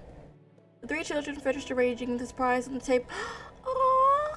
Kamui had Kachav help him check in if the gifts were perfectly aligned. Watching the two of them work together was so excitingly. Azael couldn't help but voice the doubt lingering in his heart. No way! Mom's not gonna show. Trust me. Kamui patted Azael's shoulder in a small gesture meant to lift his spirits. By their last meeting ending on bad terms, they had both followed Adele's orders and temporarily taken over the management of Azet. When Adele's birthday arrived, they decorated her room with the most treasured keepsakes. Nothing extravagant, but chosen with care. They sent invitations to their parents, hoping to apologize for their early outburst and, more importantly, to have an honest conversation. The burden of danger shouldn't fall on just one side. They were older now, grown enough to carry some of the weight. Though the parents were the adults, the children wanted to become someone their parents could lean on too. Oh! Bang bang into the room! A deafening crash erupted from the entrance. The three proved him wrong. The three turned to find Adele standing frozen in the doorway. The shattered remains of the doorknob. Okay. Clutched in her hand, her eyes dropped guiltily to the floor. Behind her, Uranus was doing a poor job of stifling his laughter. So, it's been a while since I've been to your room, and I forgot which way this thing turns. Might have given it a few test twists. How was I supposed to know this cheap piece of junk would just snap? It came right off in my hand. I'll grab you a new one tonight. Okay. Everyone was present now, yet an inexplicable silence settled over all of them. Dad, we're sorry. Kamui was the first to break the silence. About before, we shouldn't have talked to you like that. Azale simply stepped forward and gently patted Kamui and Azale on their heads. Behind her, Eurydice drew in Katrap. It had been quietly hiding off to the side. Yank. We all get a little group hug. Nah, you kids got nothing to be sorry for. The ones who owe you an apology for making you worry. We kept trying to make everything perfect for you. To handle it all, we were in too big a hurry, and it backfired big time. A lot of our calls weren't exactly well thought out. Mom, about Project Barleycorn. Just give us a little more time to figure it out, alright? There are still some risks we gotta sort out. But we promise you this. No more secrets. From now on, we'll tell you everything straight. No more keeping you in the dark. Azale opened. Kamui is a little taller than him. I'm sorry, that was... Anyway, Azale opened his mouth to argue further, but Kamui's hand on his arm pulled him back. You know how they are. They're not gonna greenlight it for now. All good. We got time. We just gotta keep grinding. Get stronger. They'll come around. Yeah, you're right. Let's drop it for now. Michigan is just gonna start another fight we don't need. Got plenty of time anyway. I doubt that, but okay. You two done plotting over there? You wanna do this birthday thing or what? Yes, happy birthday to Oda. Love Sal. She approached Eurydice first, accepting the box he held out to her. Then her attention turned to the boy waiting quietly nearby. She gave him a tender pat on the head. Here, you guys kept bugging me for a comms unit, right? Checked it out, just like you asked. Adele placed the box on the table and opened the lid. Inside, a small device sprang out. Surprise, Shode! Oh, it talks! Masters, hello. My name is Cookie. The mission settings now complete. Cookie is a shared communicator for Kamui, Azale, and Katraf. It talks. A lot. Well, I programmed it to your exact specs. Pretty slick, huh? Whoa, it's seriously called Cookie. That's so sick. What a killer name. It's so sweet. It's a sweet name. But then... this is why I'm not a comedian. Anyway, you're the one who asked for that name, Kamui. Got any better ideas, Azale? If you speak up now, maybe you and Kamui can hash out a rename. Whatever, it's fine. Wait, but it's your birthday. How are you the one giving us the gift? Oh, you don't want it? No problem. I'll just take it back then. No way. We want it. We want it. Look, even Katraf's into it. He totally missed it, right? Yes, I like it. See, he's all in. But if you like it... Oh, dear God. See, we cannot have anything nice. The sudden blare of alarms cut their unfinished promise short. Everyone's hands instinctively reaching for the communication devices or weapons. It's a maximum level alert. Calling for a stereo of defense. The hell is going on out there? Adele's communication device crackled as the connection went through chaotic background noise filtering in front of the other end. Oh no, the virus corrupted, broken through. They're closing in. Base HQ. Oh, they cooked. So they're rhyming. They rhymed. Adele's gaze. Oh, you could have laced that at have her birthday. Adele's gaze swept across the area defense map. Too many breaches. The outer lines were collapsing, and through them poured a tide of corrupted. All of it rushing toward its headquarters. Damn it! How did this many corrupted just appear out of nowhere? Where are our reinforcements? Our government just sent an update. The reinforcements ran into some trouble. They're delayed. Sure. We're on our own for now. Adele immediately prepared to head for the outer perimeter to face the enemy. Without a word, the three boys instinctively fell into step behind her. You're staying here. Ooh, okay. Adele's sharp command cut through the air, freezing them in their tracks. You three are taking the other kids to the shelter. You'll be safe there. What about you? Why aren't you coming with us? Just do what I say. Get everyone settled. Once we've rounded up the rest of our people, we'll come find you. I promise. Let's see how long that promise stays. Alright, Azal. Katrav, let's move. Only after hearing Adele's promise that they finally agreed to leave and carry out her order. The disturbance bled inward like a tide. Kamui, Azal, and Katrav stayed within its walls. They couldn't escape the evidence. Floors trembling beneath them, air growing heavy with the punishing virus. The enemy was pushing deeper. It was only a matter of time. Come on, move it, go, go, go! Kamui, how many more? Which group is this? This is the last batch. Katrav decides doing a head count now. All clear. No one left behind. Get them in the back and keep them hidden. When another corrupted pops out of nowhere like last time, people are gonna get hurt. What about Mom and Dad and the others? Not a single elite unit member has made it back yet. No response? We're not waiting. Last known location was the main corridor. Go to help them now. Everyone's gonna be flat on the floor. Help my... Told you three to... I don't know. I told you three to stay put and hide. Adele slammed the isolation door shut with a thunderous bang. In the corridor beyond, she and Eurydice locked into a standoff with the corrupted. Then a familiar shout cut through the chaos. Kamui, that reckless kid, of course, was charging toward them from a distance, two other children trailing behind. Fear lanced through them both, but thankfully they cooperated well, retreating successfully to the shelter's entrance. Where is everyone else? Are they on their way? If they need backup, I can run out again and... Ow, that hurts! Adele delivered a sharp smack to Kamui's head, a little backhand. Then positioned herself firmly in front of him. You may not want to believe it, but it's given like a mixture of Asian/Black/Mexican mom. Yes. They're on our way. You stay put. Don't even think about running off again. Adele and Eurydice exchanged a look. She held its gaze, reading what passed silently between them. She felt quiet, several seconds of stillness before composing herself and turning to address the three boys behind her. See, they just pinged me. That they'll be here any minute. You three, head inside the shelter first. Move everyone further back, clear out the front area so they've got room when they get here. You're not coming with us. If we all pile in, who's going to be outside to receive them? Stop arguing and get in there. We're running out of time. Now I'll stay and help you receive them. Azal and Katrav can handle the evacuation inside. Absolutely not. All three of you inside now. That's an order. There's no time left for debate. Someone needs to be inside to protect the others. We promise you, we'll come back the moment we receive them.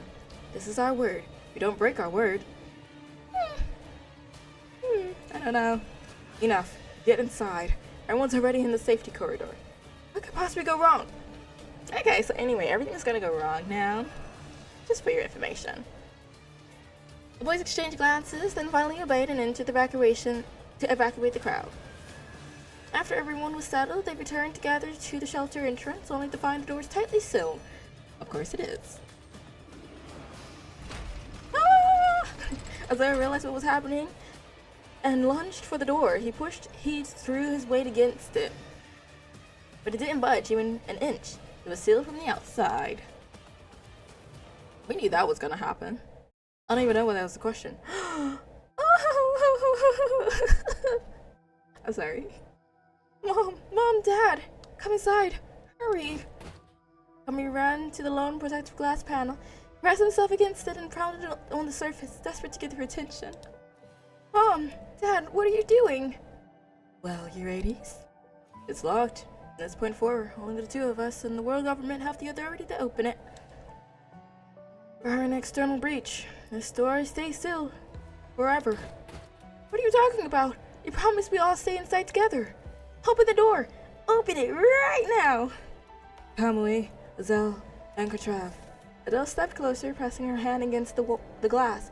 Palm to palm with Kamui's on the other side. Her hands is kind of tiny compared to Kamui's. I know this is an irrelevant fact, but I'm just noticing, like, female hands compared to male hands is just much tinier. It's so wonky. Anyway, this is the first time Mom and Dad had ever lied to you. And it's the last time. Don't worry, the world government's forces are on the way. Once the reinforcements arrive, you'll be safe. The corrupted have breached the outer corridor, but don't be afraid.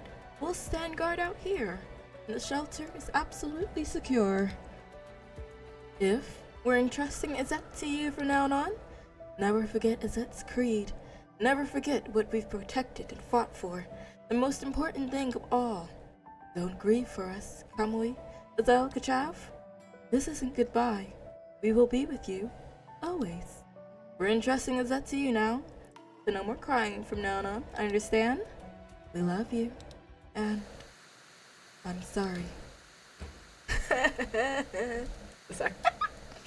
The protective glass shield switch is inside. Remember to find it, press it down. No! The door behind you is about to break. Let us out. We can fight with you. Mom, Dad.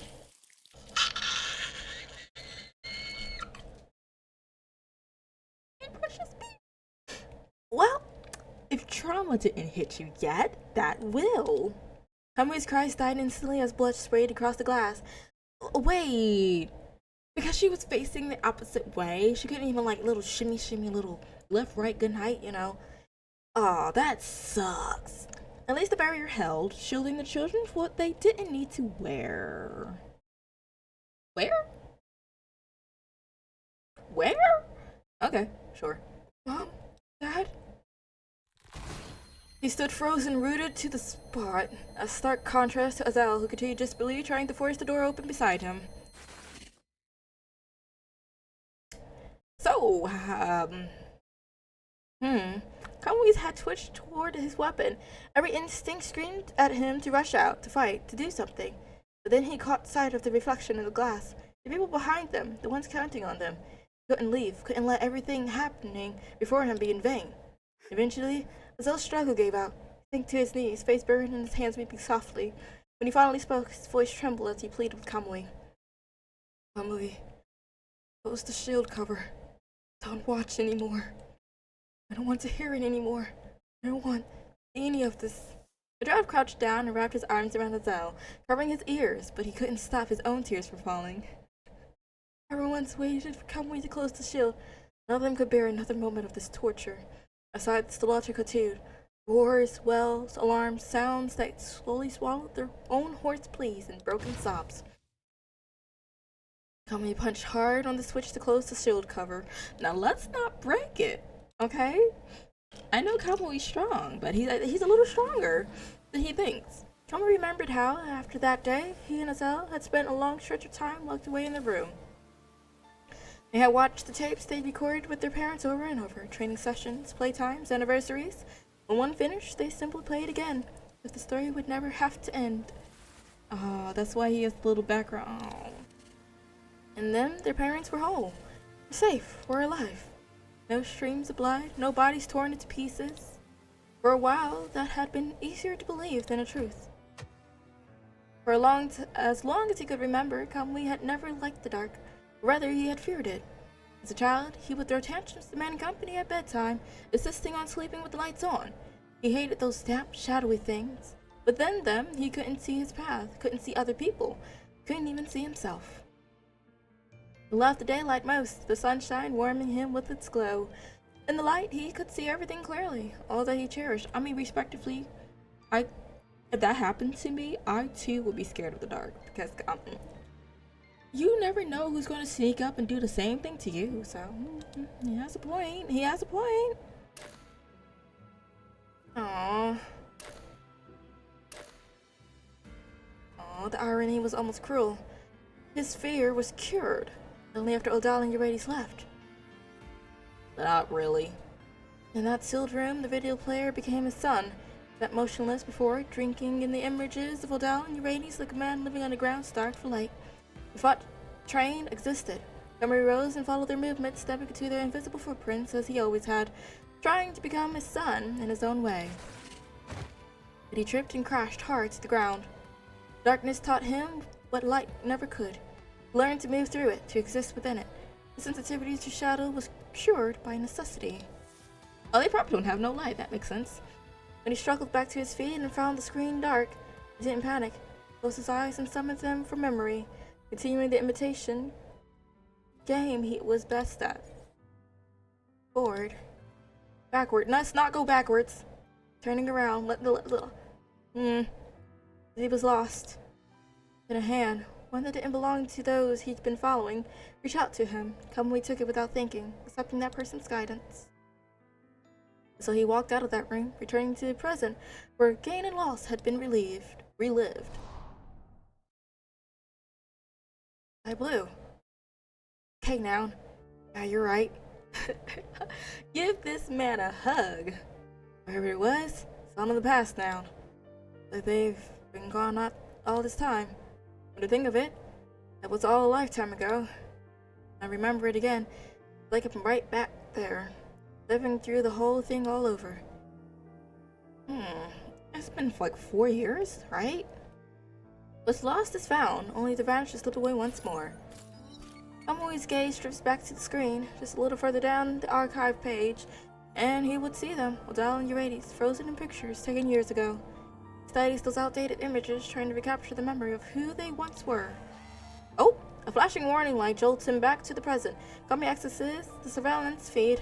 Most of the monitors show only static or black screens, damaged beyond function. But a handful, those near the archive room, still figure with live footage. Who are these guys? Corrupt to have broken in. Actually, this is kind of cool looking. Shadows of two corrupts dart across the screen's edge. They wave through the corridors near the archive room, their trajectory clear. They're coming straight for the two of you. Are we sure that it's actually corrupted? Oh, don't tell me it's the brothers. Then we fight them. I'm going to curl up in a corner if it's the brothers, because they didn't show what happened with Redhead and Blackhead. With the break over, the two of you prepare to set out and track down the evading corrupted. For some reason, Kamui pauses, his eyes still fixed on the screen. Maybe he's just imagining it, but those movements. Oh, it is the brothers. Wait, what's wrong? Nothing major, just behavior. Too many weird details for it to be a coincidence. These are patterned movements. These traits, they look kind of familiar. Don't let them be corrupted.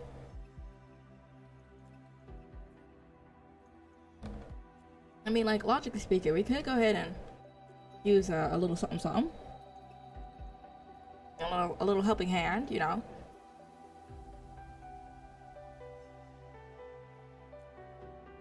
Loud.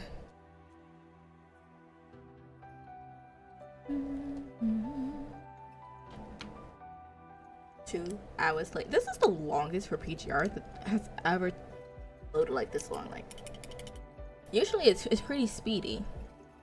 So that sucks. Oh, there we go. Is there energy? Okay. Kamui calm down, explore. Searching for clues to restore his lost memories. Snap. This is Kamui. Ooh. Suspicious traces detected. Possibly corrupted. Target is located below our current coordinates. Permission to engage? It's voice acting. Ooh.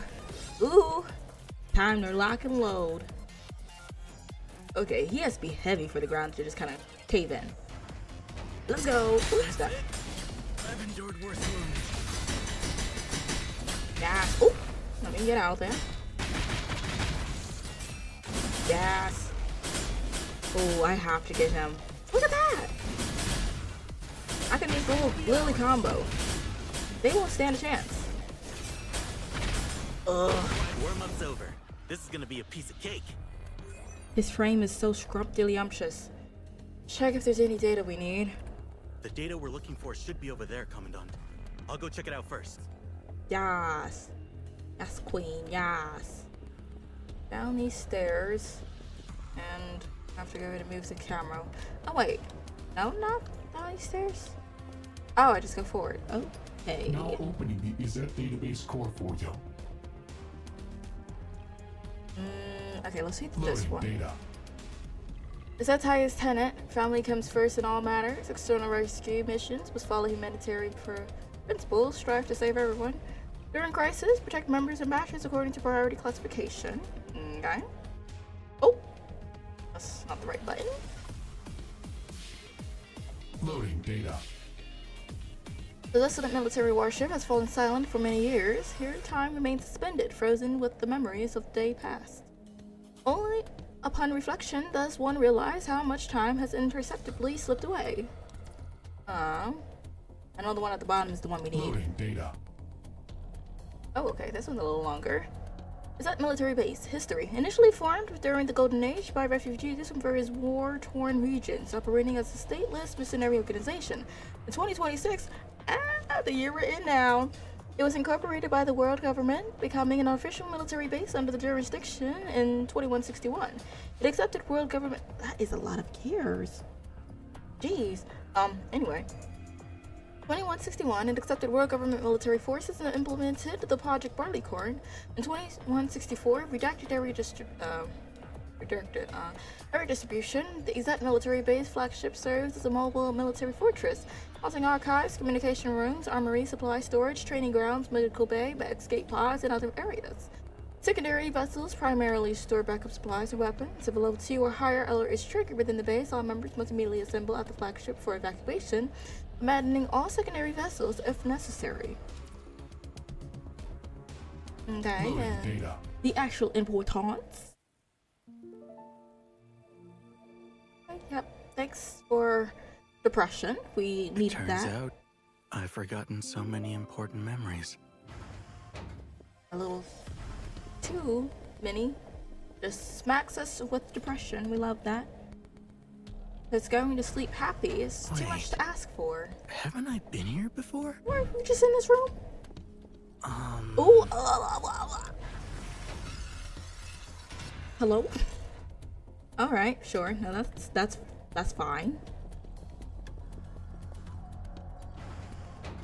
And we're here again? What? Why are we Why is upside the down? corridor upside down? Okay, we're asking the same question. Hey, calling Commandant. Oh. Commandant, please respond if you get this message. I'll continue exploring for now. Okay, so everything is just going to hell. I love that. Woo! Torch. There. Don't cry. Poor thing. Losing your parents at such a young age. Oh no. Don't worry. From now on, we'll be your family. He's so tiny compared to them. I'm sorry. I am Eurytis, your father. This is Odile, your mother. You Oh, also her name's have a brother. Odile. From now on, you'll be our son, Kamui.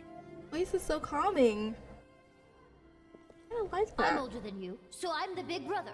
From now on, you have to do what I say. Of course. Insufferable. Mommy, Daddy, Big Bro.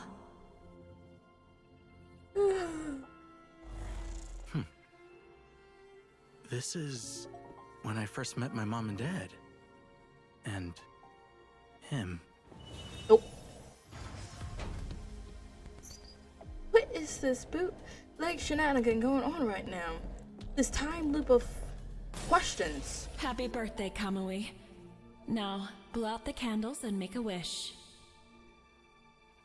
Hey, quit spacing out. Are you waiting for my blessing or something?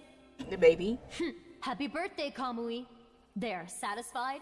Now hurry up and make a wish. I want to start digging into this cake. He's giving like tsundere. I don't know why. I wish for me and Mommy, Daddy, and Big Bro. No, actually, I wish for everyone in Azet to stay together forever and ever and never be apart. Aw. Well, that didn't last very I long. remember now. This was the first birthday I celebrated with them. Oh.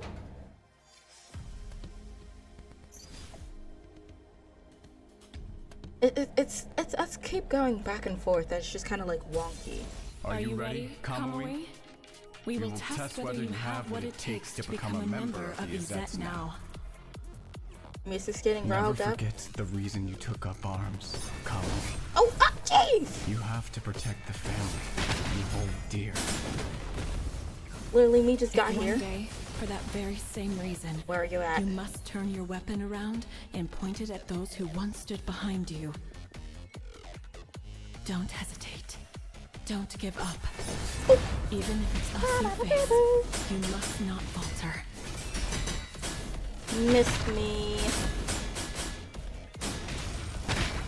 What if I want to falter? Prepared in your training is so that when the moment comes, you can make the necessary sacrifice for your family. These memories. They don't feel like my real past. This familiar feeling. Ooh. Is that you? Mom? Dad? Wait, did it break my... Oh, no. Okay.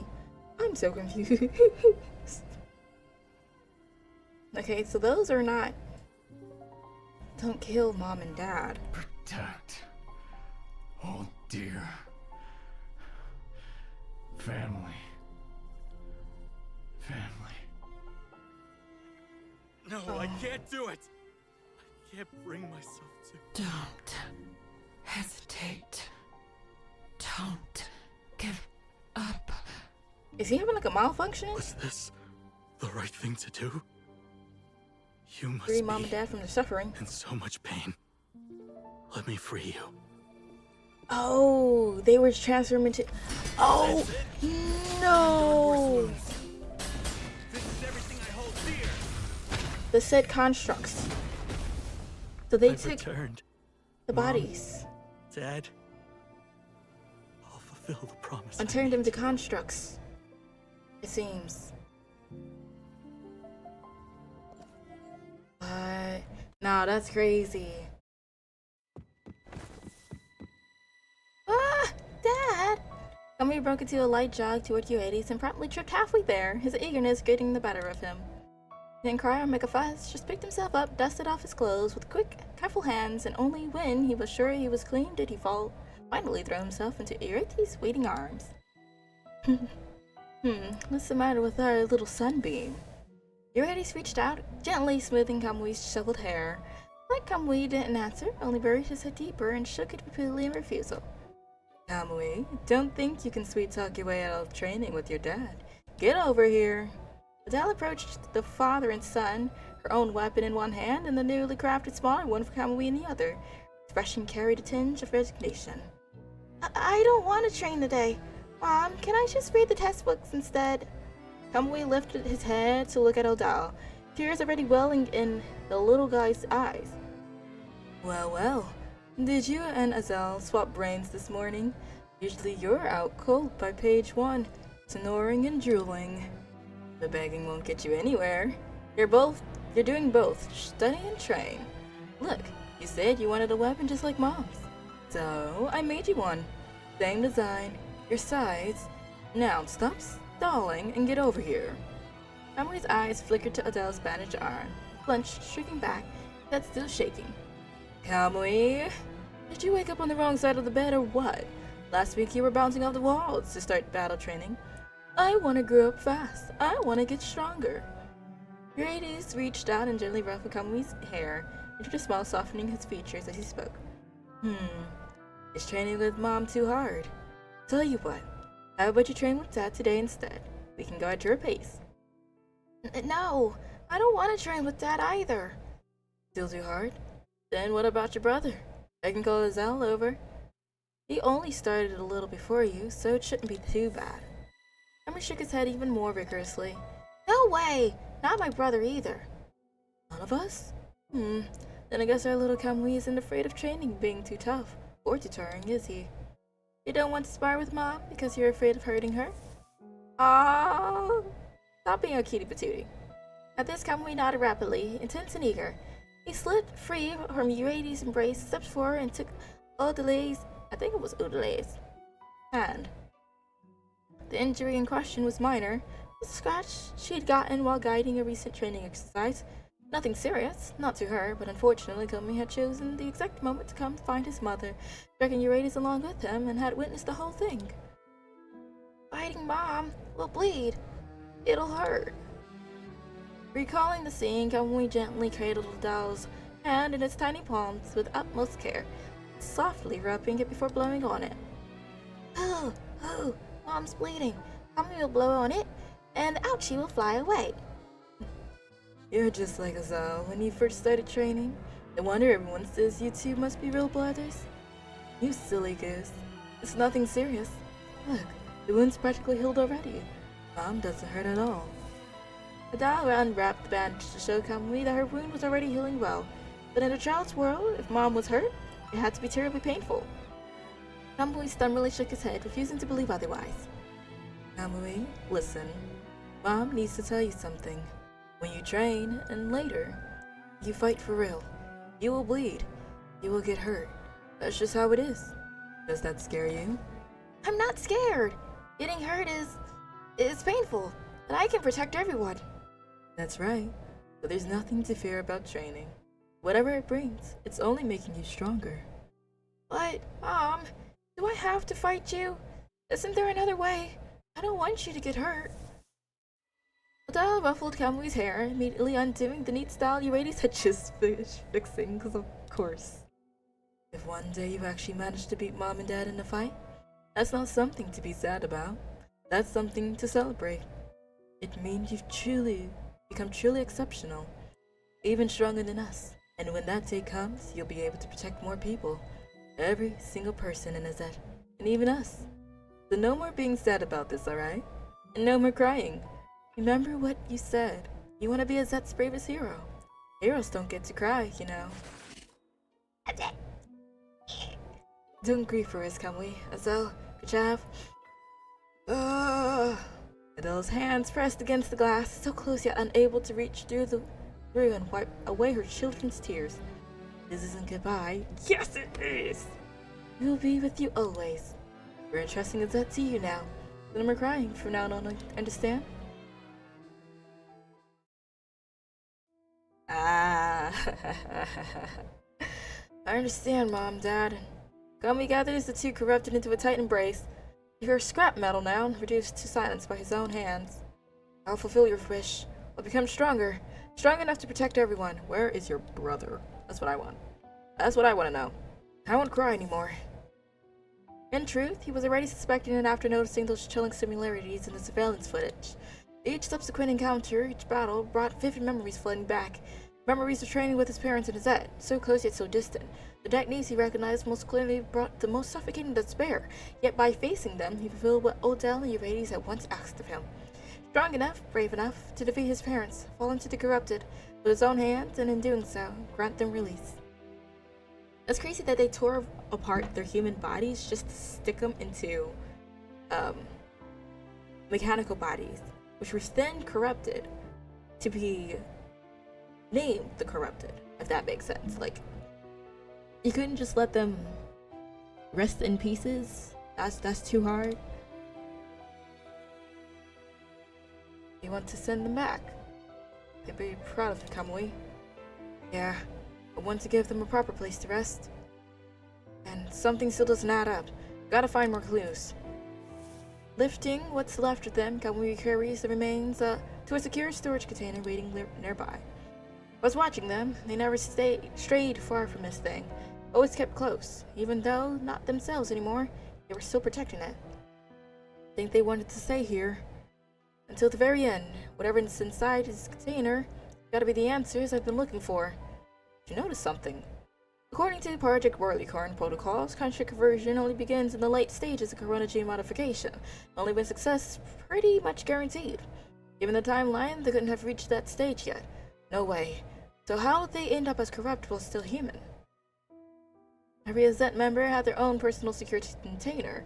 Kamui's members, when the world government took over Azet, they claimed to have handed over all of Adele's and Eurydice's belongings to them. A piece is definitely missing here. Kamui enters the familiar password again, unlocking Adele and Eurydice's shared security container. The one thing that their bodies still tried to protect, acting on pure instinct. Inside the container is solar essence and a letter. Did they leave anything else for him? Were there other things they wanted to say? With these thoughts racing through his mind, Kamui opens the well-preserved letter. Kamui, this letter is from Mom and Dad. It's for you. Just you. We've been back and forth on it forever, but in the end we decided to write separate letters for you and Azelle. At a time like this, we want to respect that you're your own person. who deserves to make your own choice. I'll go first, your dad's part is after. I'm sorry about Project Barleycorn. We never meant to keep it from you. We just kept waiting for the right moment, and then suddenly there was no right moment anymore. You probably figured it out by now, that we were already involved before the trial started. We were going to tell you everything the minute you got back, but the damn punishing virus hit faster than anyone expected. The whole world went to hell overnight. Not even overnight, like a couple of hours, but I guess who's counting? Because I had no breathing room, and neither did we. The work never stopped. You know what? We don't regret it. Project Barleycorn turning out to be useful against the virus was a gift we never saw coming. When we heard the news, all we felt was gratitude. That we could help pave the way for you and Azelle. Being the improved version, don't worry, we were the first batch. Took the worst of the risks so to be safer for you. We love you both, more than anything. Time's running out and our bodies aren't going to hold much longer. We pretty much confirmed the conversion's not going to work for us. Oh! So when the moment comes, you let us go. You have to. The rest I'll let your dad explain. Kamui, it's Dad. I'm sorry. I'm not crying. I promise. Don't be sad, alright? I know reading this is going to hurt. I know that. But son, the road ahead of you is still so long. You need to learn how to keep walking it, even when we're not there beside you. To follow up on what your mom said, if you're reading this letter, it means we've already left Azette. And life. In a hole. We can't predict how things will end for us anymore. We lost the power to offer you protection or promises. That's exactly why we're writing this now. When the world government troops arrive, they'll do everything they can to purge the corona gene effects from our bodies. Stop the cap. If we're lucky, maybe we'll even receive those construct modifications people keep talking about. But even if that happens, we won't be able to stay in Azette. They'll send us to the front lines somewhere far from here. For the other possibilities, I know you wouldn't want to hear it, so I won't spell it out. Let's just say we may not have gotten a proper chance to say goodbye. This letter is the only thing we could leave you to make up for that. This might be the end of our journey, son. But it can't be yours. You and your brother still have hope. I pray every day that Project Barleycorn will be your salvation. That you'll live on. Really live. Remember that story you loved when you were small? The one about the sun's birth? It wasn't easy becoming the sun. It had to swallow countless darkness before it could shine with a truly bright, brilliant light. Some of that darkness came from the universe itself. Some of it came from others, kindred spirits who also tried to become suns and fell.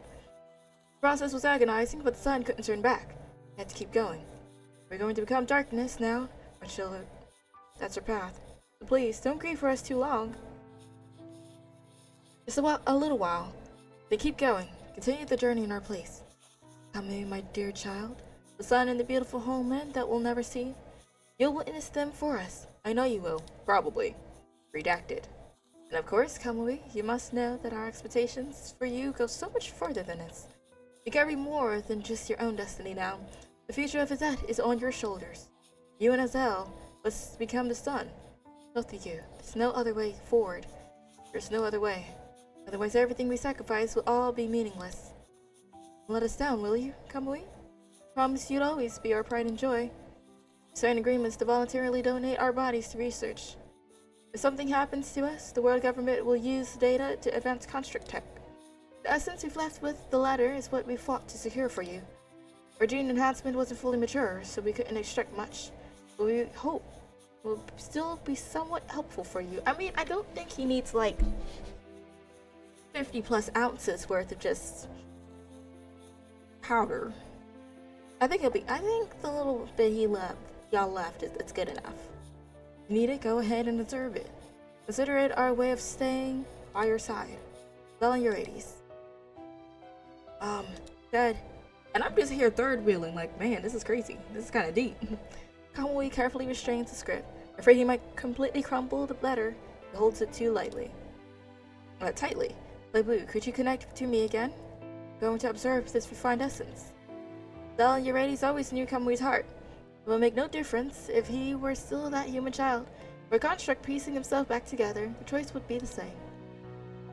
To face danger without flinching, to become the sun. Ready when you are. Your mind recovers will keep you safe. Kamui hesitates no longer. This time he casts aside every doubt.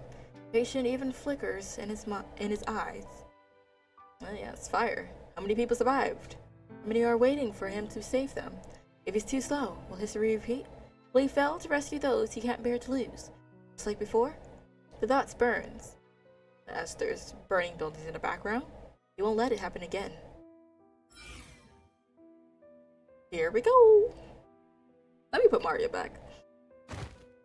Oh, the agonizing, tearing sensation returns. He slumps against the wall, accepting the baptism. Baptism? The concerning baptism you got there. Letting himself be torn apart so he can be reborn. Hurry. Remember, he needs memories, he needs power. He must become the sun again. Okay, I actually like the new thingy thingy. I know. Okay. 9 of 25. Let me see. Do we have enough time to do another one? If we come back, let me see. How much did we do previously? It was 1, 2, 3, 7, 14, 21. Out of 25. So at the last day, we'll probably go ham to finish up the rest of it. But it is a bit on the late side for me. You know what it is? That scrumptious work that's just chasing after me, talking about, hey baby girl, hey baby girl. So we'll pick up next week. Claim all that before it expires, and I think it already did. Reset. Oh well. Missions. Try to get a couple of these black cars really quickly, and then do a couple of more. Did we do him instead?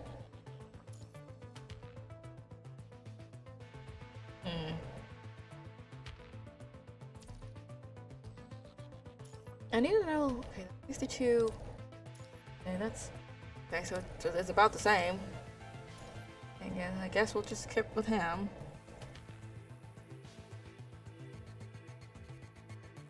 Effect. Anyone who has a leadership effect? Maybe? What about you? Comrades? Nope. What about you? I'm not gonna beat. Nope. And you? I mean, you gotta have one. Amalgamation array deployed. Ah! The Aurora and I will light up this land. Ready for battle. Adjust the frame separation process. Media fix. Ow! Fix. Hold on. Fix. Yeah, fix.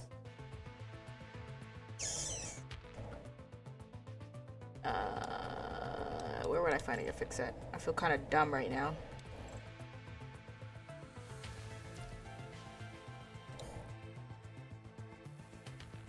I don't know.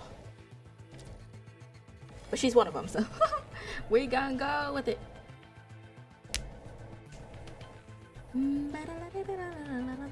I just kind of want to use a character that has like the leadership role. Probably don't need to really do that, but you know. Think you can What's that? stop this? Hooves and steel! Forward! Okay, done. Ouch. Don't worry about it. Kind of do. Think you can stop this? We dodge. Oh, and where did he go? Actually, this probably would have been pretty good to use. Think you can stop this? Ouch. Alpha, because she can kind of do her Don't little worry shebang. about it. Clearing up. Hooves and steel! I do have Cub. Piercing through! Oh, come on. Where are you? Ouch. She's gonna be firing. Don't worry about it. We might have to switch back to Alpha. Just because she has that shield thingy. Dodge. Think you can stop this? Okay. Yeah, we'll probably switch back to... The enemy can fight no more. Commandant. We've won. She's not bad. I don't know if I'm exactly...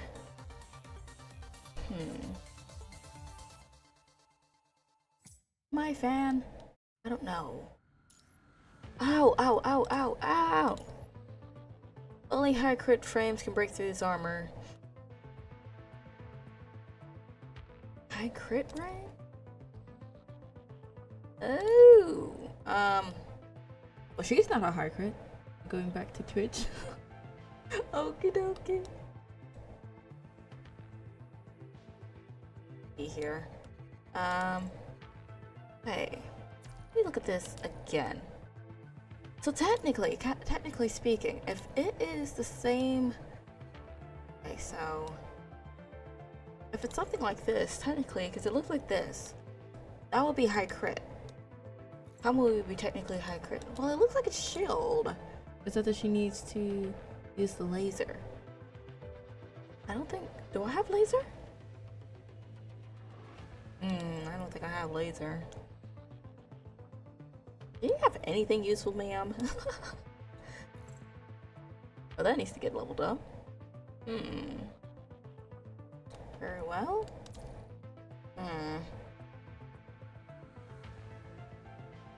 I should probably use her a little bit more. Let me see Watanabe really quickly. I'm trying to reference off of what this looks like. Usually when it's... Oh wait, so this is just armor, so... Gains increased damage reduction from tank omni frames. Increased damage reduction. Yeah. Centaur form. After her slamming lance with centaur form. Ah.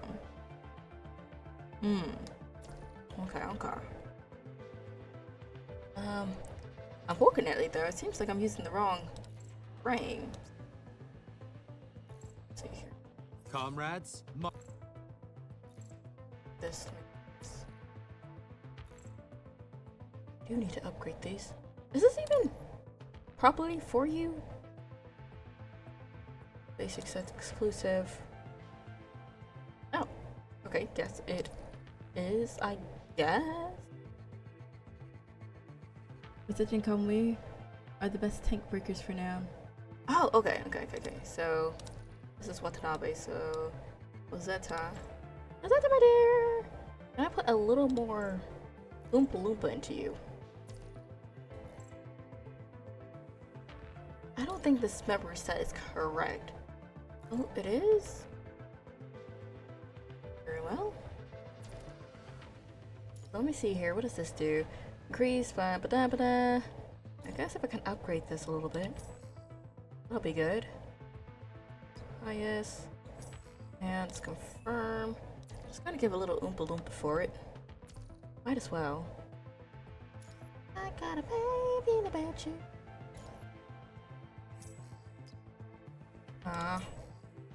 What do I need? I don't know. Oh.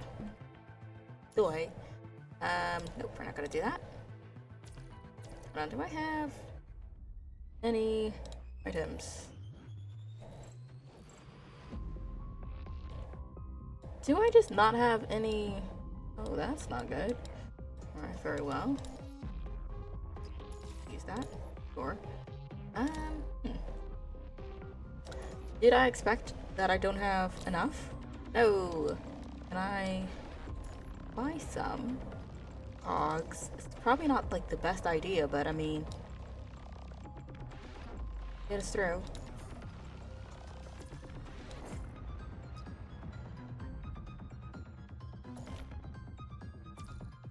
Probably do 2 sets of these. That should be enough. Right? Yeah, that should do fine. Oh, Rosetta! Where did you go that fast, ma'am? Am I blind? Oh yeah, I am blind. She's right here. Ah, how did I miss that? I doth not know. Grip 6 resident skill.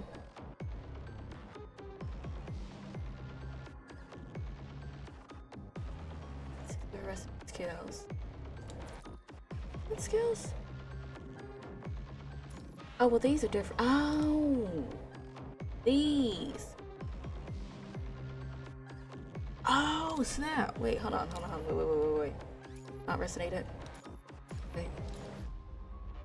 How do I get these? What? There's too many questions and not enough answers. Sure will do. Oh, man. Didn't expect to start having to do questions. Basic attack level 1, HP, attack plus. Actually, we could use a little bit of exposition attack. I guess we could do that one. Okay, resonance. Spend 6 memory resonance material. Yes. Okay. And then that one, we'll change that to. Well, actually, unless you need to fill up her energy. I'm be honest, I'm terrible at that. Very, very terrible.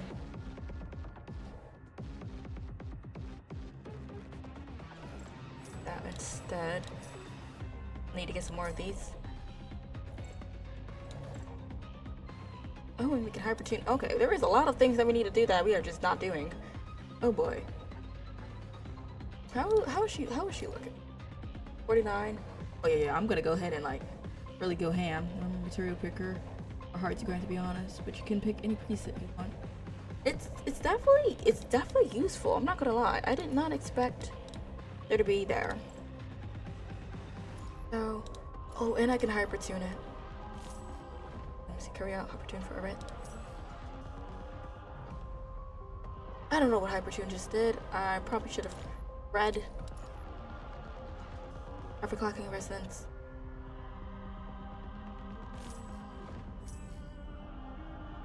I don't know. I don't know what I just did, but yes, queen. Yes. Okay, let's go. Let's get back to it. Not procrastinate. I think this while I'm here. Look at this. Reset again or something. Oh, it's suspicious. Suspicioso. Okay, let's go, Rosette. Don't let me down, my dear. I got you up to 5,000.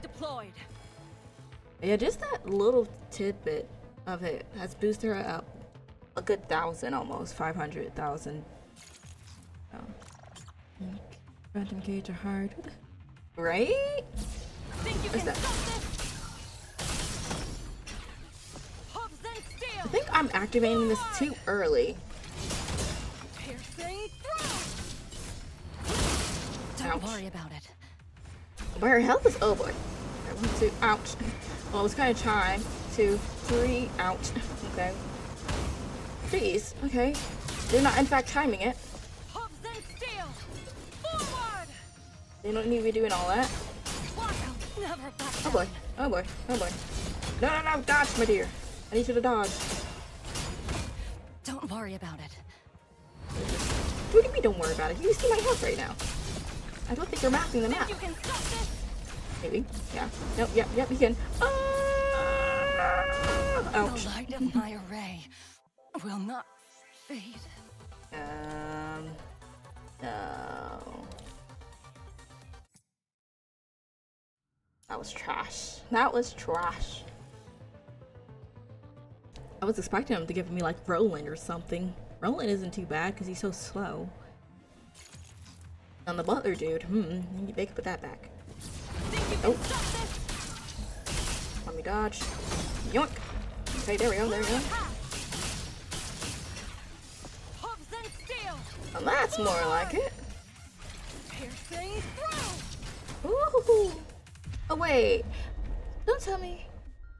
Hard ones, all of them. The enemy can fight True. I have a feeling it put me back at the top, which is why he was easy. Let me see. I have a feeling. Okay. Yeah, it did. You little. Here I am thinking I'm cooking a little bit, and they just put me back up to easy. Oh my gosh, shucks. Wait, I got a little something on him. I'm in fact not that skilled. Rude. Think you can stop this? Ouch. Think you can stop this? Oh boy, there we go. Come on. Ow. Think you can stop this? Dodge. Okay, hold on. No, actually, that wasn't too bad. That wasn't too bad. The enemy can fight no more. Commandant, we've won. Yes. Little progress? Okay. Okay.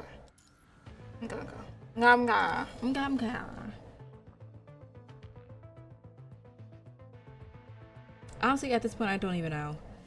Because we kind of was stirring him up after them combos. Okay, he's gonna. Yeah, I just realized. No. Ah! Think you can stop this?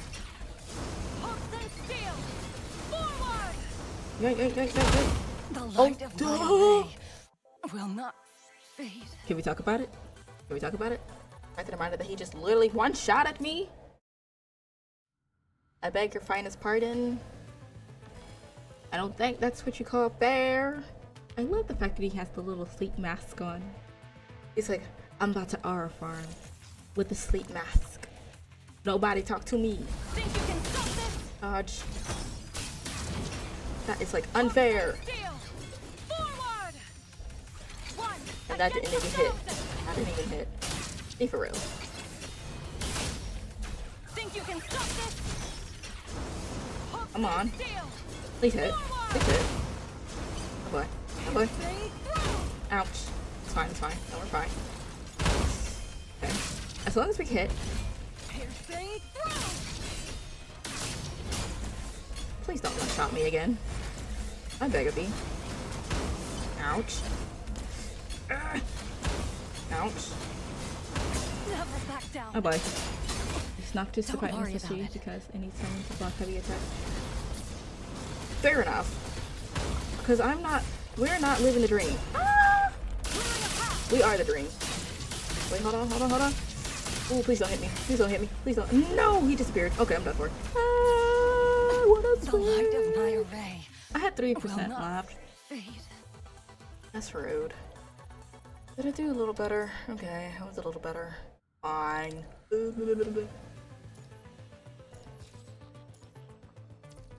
I definitely need something to block those heavy hits because not me just getting torn up. We're just gonna have a look for now. Technically, we did complete it. So let's do these war zones. Get a couple of extras. Let's see here. Nightbound characters gain 60 damage deal.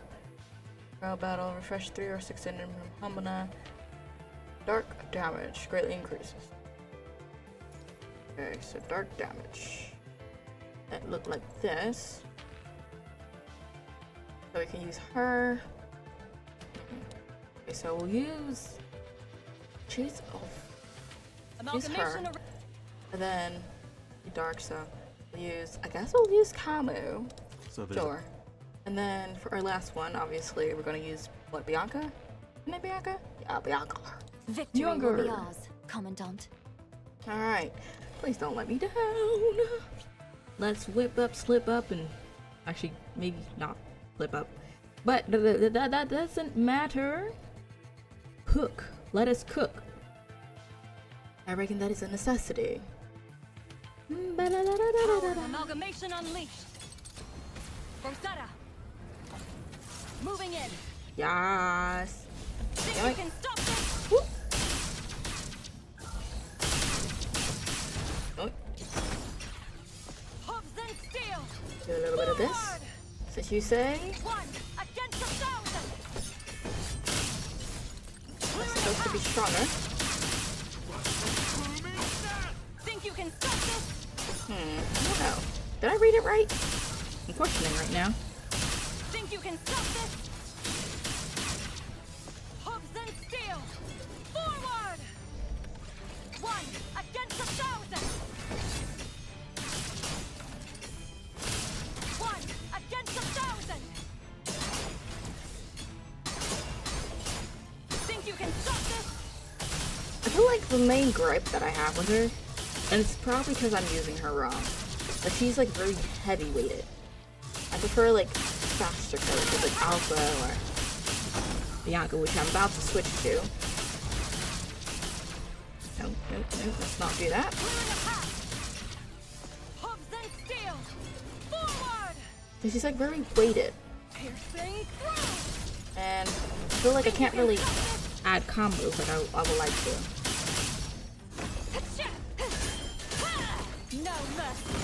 Yeah, that's what I'm looking for. Izetta is not bad. I have to go ahead and upgrade her, but she isn't exactly the strongest. Freeze the moment. But she's way lighter. No mercy.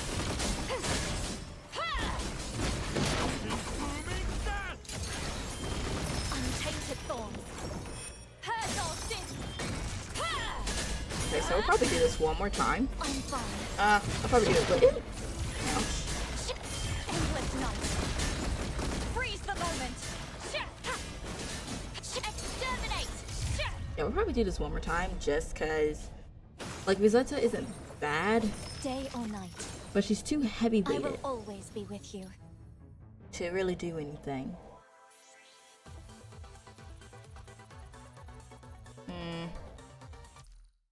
Yes. Yes.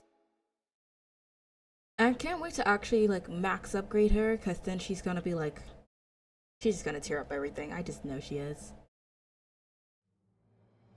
Power of amalgamation unleashed. Rosetta. Moving in. Izetta automatically getting swapped out. Right. Endless night. Freeze the moment.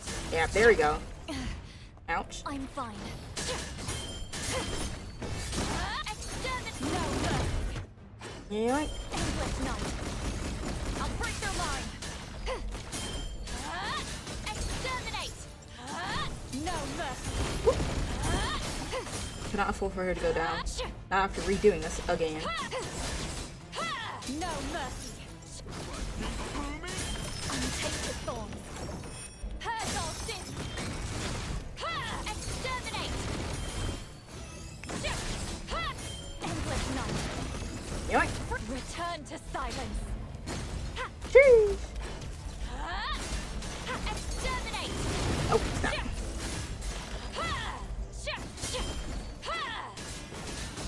No mercy. That was way too slow. I got hit. Anyway. My health is looking very questionable, but if we can get past 4, that'll be good. No mercy. Exterminate. I'm waiting. Nope, nope, nope, nope, nope. No mercy. Exterminate. Endless night. Great 5, yes. Tainted thorns. Purge all sin. No mercy. Just go ham.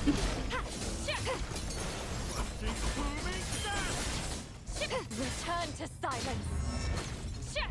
Yes. Endless night. Move, move, my lady. You're about to get yoinked. No destiny. Untainted thorns. Purge all sin.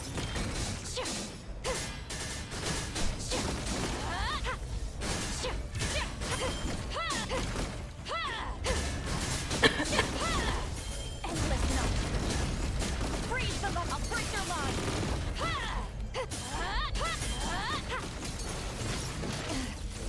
I'm fine. Untainted thorns. Purge all sin. Exterminate. Martyrdom for my faith. I have no regrets. I think my voice is Enemy can tired. fight no more. Commandant. We've won. Yeah, but that was about a round. I'll probably finish these off stream just because my voice is acting up, unfortunately.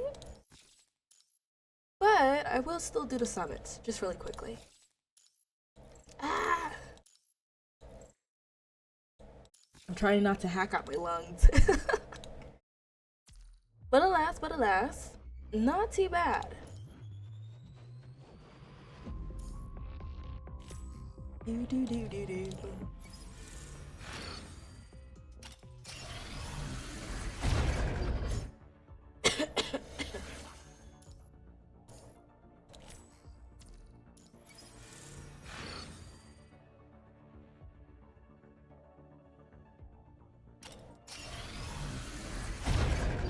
Oh, of course.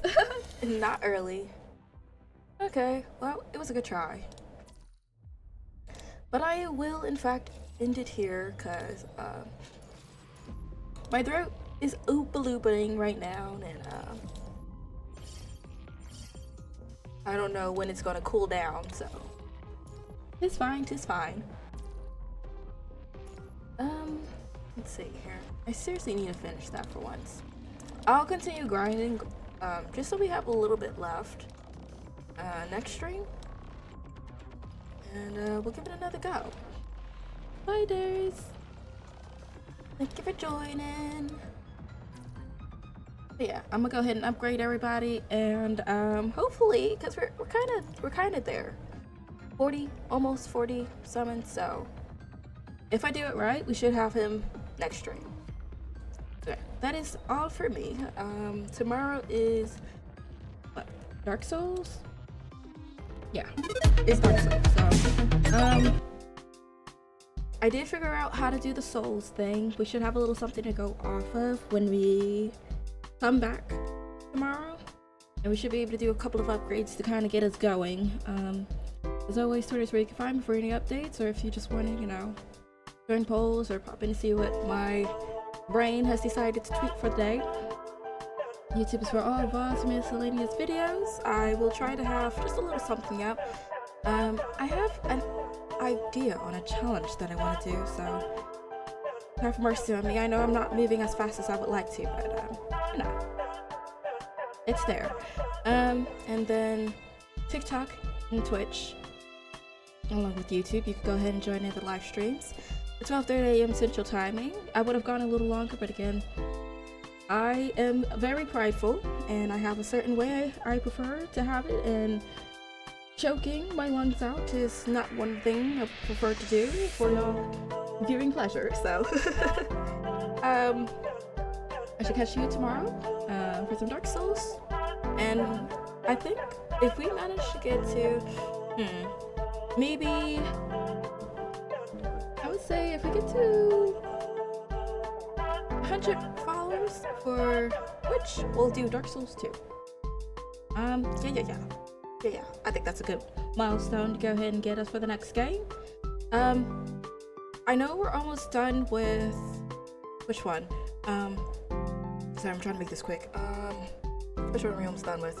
Assassin's Creed 1. So we're most likely, y'all recommended Prog Meta. I have a little wheel. We'll probably spin the wheel, see what wins, but it's mostly going to be Prog Meta next. And then we'll go from there. Okay, that is enough for me. Again, thank you all who decided to join in. I hope to see you tomorrow for some Dark Souls. And yeah, I will catch you on the flip side. Bye!